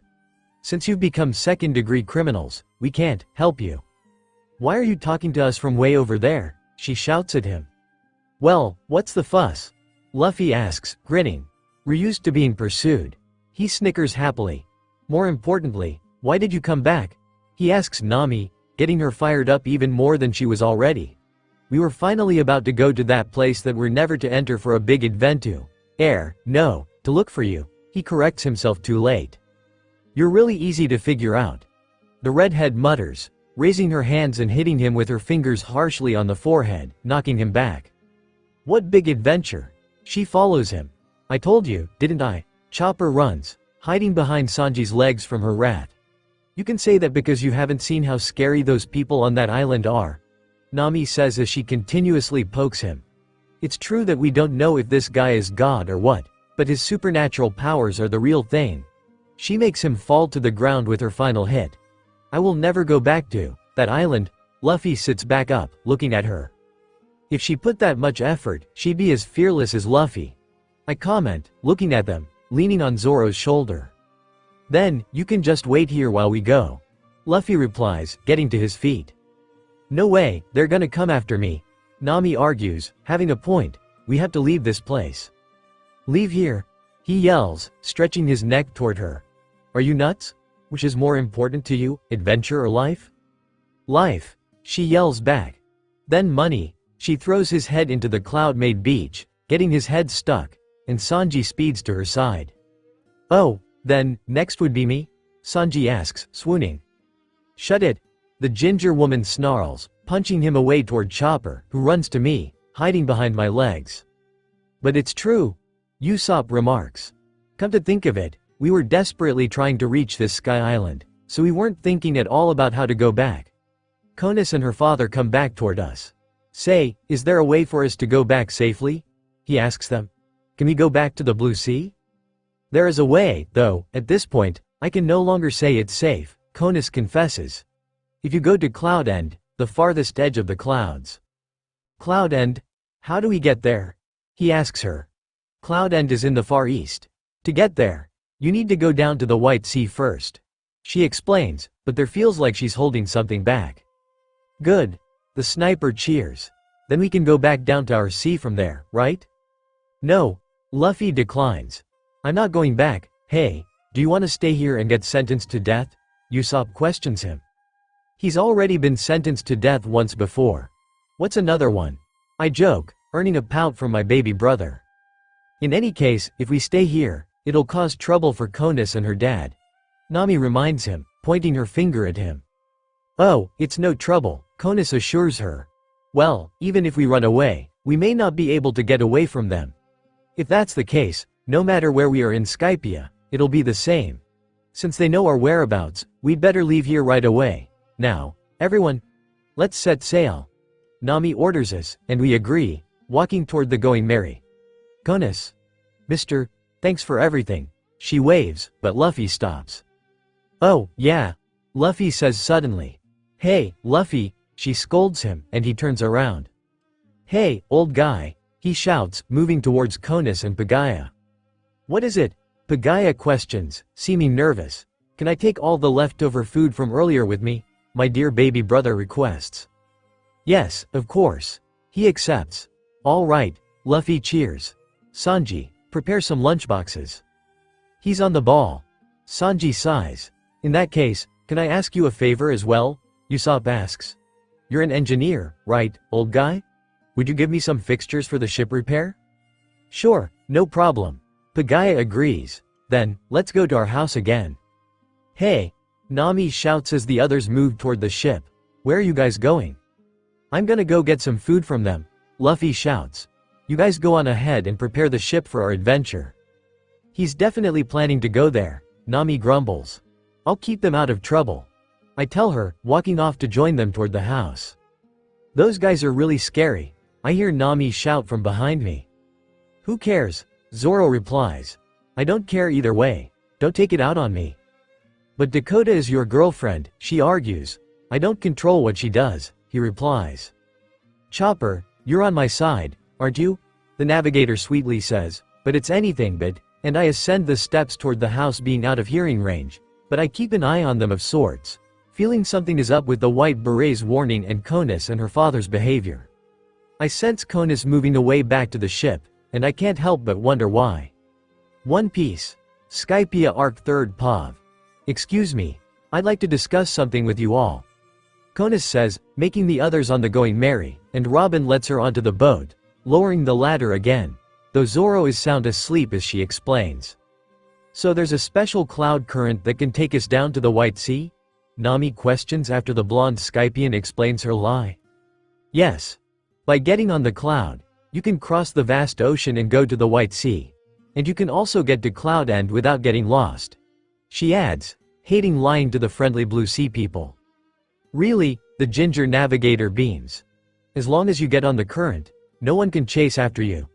The blonde angel tells them, and Nami thinks, knowing Luffy will struggle with this and clicks her fingers to come up with an idea. If we don't tell Luffy and get the going merry on that current, Nami schemes enthusiastically. By the time he notices, it'll be too late, huh? Chopper questions, wondering if it will work. But that doesn't mean he'll give up on it, Robin argues, crushing Nami's dream. And Chopper hides in fear of the navigator's wrath. I can guide you to the entrance of that current writing a waiver. Konis informs them, trying to get them to comply. Now, all we need to do is keep that fool from noticing. Nami mutters, knowing it will be tricky. We'll take care of that part. Then please weigh anchor and wait for me, she tells them. Okay. The ginger woman agrees. I really appreciate it, Konis. No problem. Konis replies, smiling sheepishly, hating herself for lying to them, and Robin notices the sweat on her face. One Piece. Skypia Arc Dakota's Pav.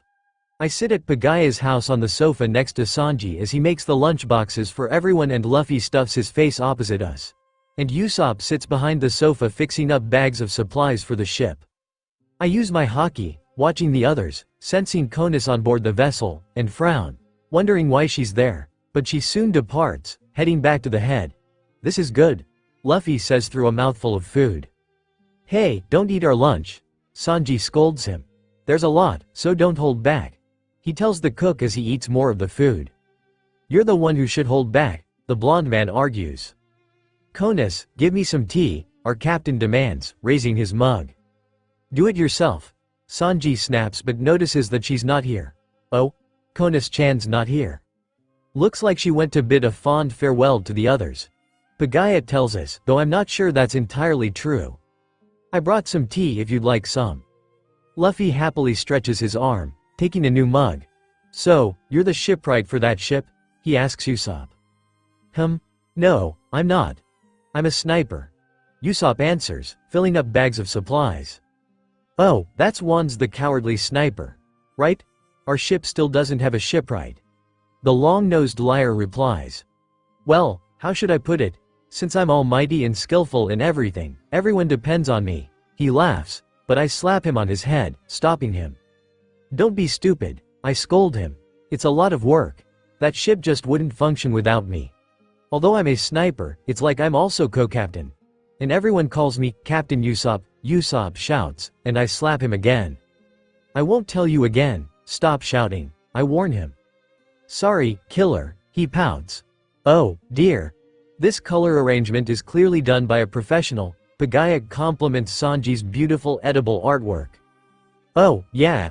Arranging food is art. Sanji replies, and I frown, sensing Chopper pulling the anchor on. I put this one here, No, this is in the wrong place. I put the red one there and put the emerald green broad beans here. He mutters to himself, and I open my eyes to see Konis peeking inside from the door, finally returning from the going merry. Now, they look more delicious than before. This one is for Nami-san and Robin-chan, and this one is for you, Dakota-chan. He shows me mine, and I must admit it looks fantastic. Wow, they don't look like food. Konis compliments him, looking at the array of lunchbox art. No, thank you. I'm sorry. Pagaya keeps saying as Luffy tries to get him to eat. I've never seen such a pretty lunch before, she gushes, smiling brightly. Really? Sanji asks, picking one of the boxes up. This is for you, Konis-chan. Oh, you made one for me, too? The blonde angel beams and the love cook quickly jumps to his feet. Of course. The title of this lunch is, Love is a Dilemma. Lunch for the Falling Angel. Oh, Konis mutters, looking slightly uncomfortable, so I yank his shirt, pulling him to the floor. Down, boy. I sneer at him. Well, once they're in your stomach, they're all the same, Luffy comments, looking at them. Don't say stuff that tears down my hard work, Sanji shouts at him, jumping to his feet and pointing at my brother. Listen up. With food, presentation comes first. Really? He questions, not really listening. See? The rubber idiot opens his mouth. Now they're the same. You're just chowing down without looking at them. The love cook yells, getting angrier at the captain. Really? Luffy keeps eating as Konis giggles at their antics, and Usopp moves toward the window balcony. They're the same after all. They taste the same. Like I said, enjoy them with your eyes first, Sanji screams at him. I wouldn't bother with him, Sanji. He'll eat anything, I remind the cook. Don't be rude. He ignores me and keeps shouting at Luffy. Not even I can eat with my eyes, Luffy argues, rolling his eyes as he eats. That's not what I mean, Sanji shouts, growing angrier at the dummy. But I've eaten with my nose before, he remarks, making me giggle. I remember that. Ace was in tears at how ridiculous you were to anger that woman. I laugh, looking at my baby brother. Don't do that, Sanji shouts again, looking at the dummy. Though I didn't mean to, Luffy mutters, cringing at the thought of the woman. One Piece. Skypiea Arc 3rd POV. Now, we'll just wait until Luffy and the others come back, Nami announces, having finished the preparations for the ship and changed into a top. Unaware of something coming toward them from below, they wait for the rest of their crew. Okay. Okay.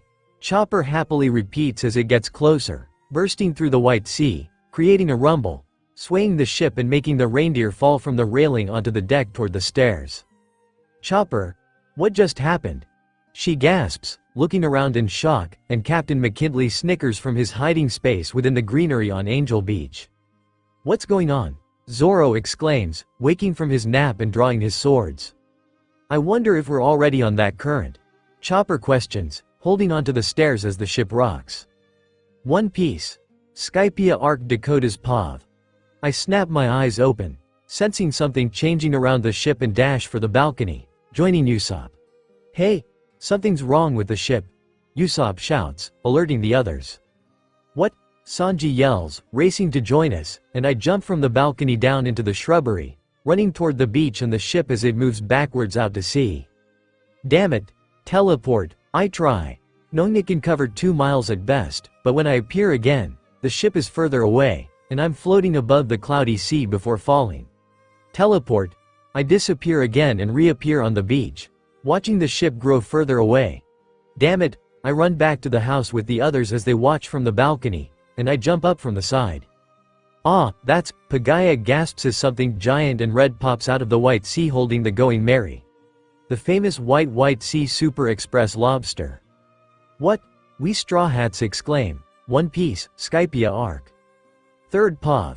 Zoro unsheaths his sword as the ship rumbles from being carried by the Super Express lobster. It's trying to take us somewhere.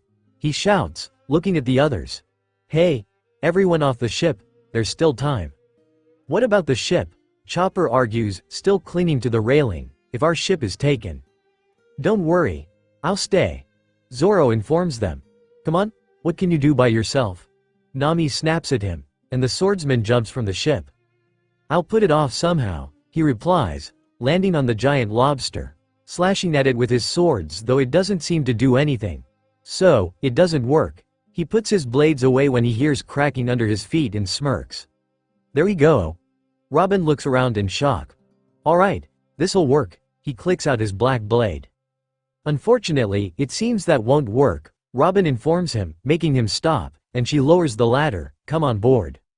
What did you say? Zoro asks, looking over his shoulder at her, wanting to return to Dakota and the others. Even if that works, it looks like they'll just move right on to their next move. Look. She informs him, gesturing behind them. What?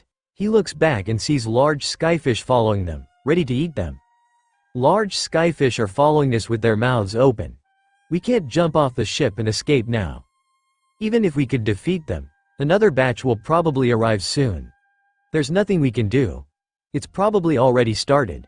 The Raven Beauty tells him, wishing she was back on that beach with the others.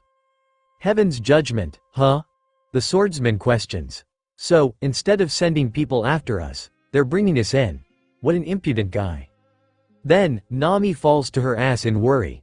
I'm going back to that island. She gulps, thinking of what she saw not long ago on Upper Yard.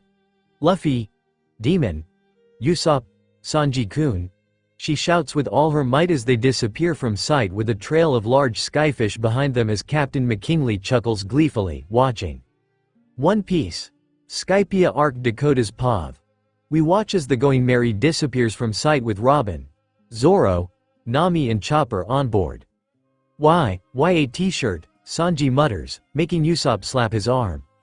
You're still talking about that? Usopp snaps at him and turns to our captain. Hey, Luffy. This is terrible. What will we do? What will we do?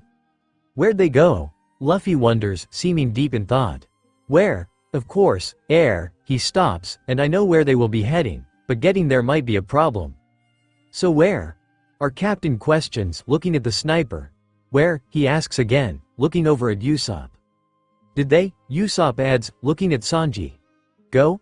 Sanji questions, looking at the residents of Skypia. The Super Express lobster is a messenger for God. What it transports is always an offering to God. Pagaya explains, and I sense a shift in his behavior, seeming scared of something. So, it's headed to northeast upper yard, to the sacrificial altar. Sacrifice, Nami-san, Robin-chan, and the rest, the love cook exclaims, and I.S. The rest? I sneer, thinking of Zoro, Chopper, Robin and Nami. Will be sacrificed? Sanji exclaims. For that darn god? That son of a bitch? His anger at the god startles the residents, and the Skyfox jumps out of Caunus's arms, running inside to hide from the blonde cook's rage. Don't mess with us, you bastard. Hold on a second, please, but I'm sorry, that's not the case, Pagaya tells us. What? He calms down, looking at the older man. I've heard that although it's called sacrifice, in heaven's judgment, there are two kinds of punishment that criminals receive. Sacrifice and an ordeal.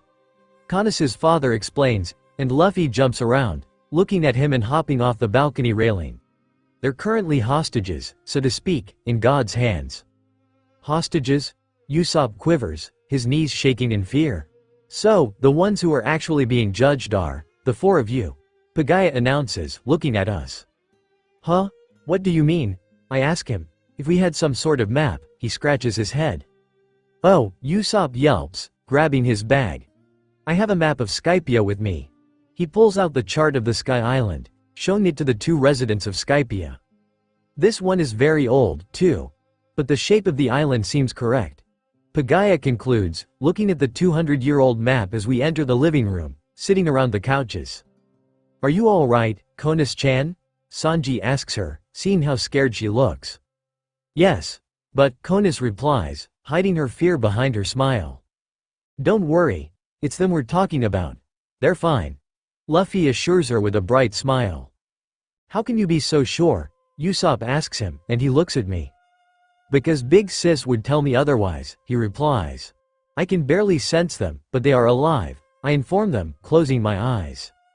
This is where you are right now, Pagaya informs us, pointing to the corner of the map where we likely are right now.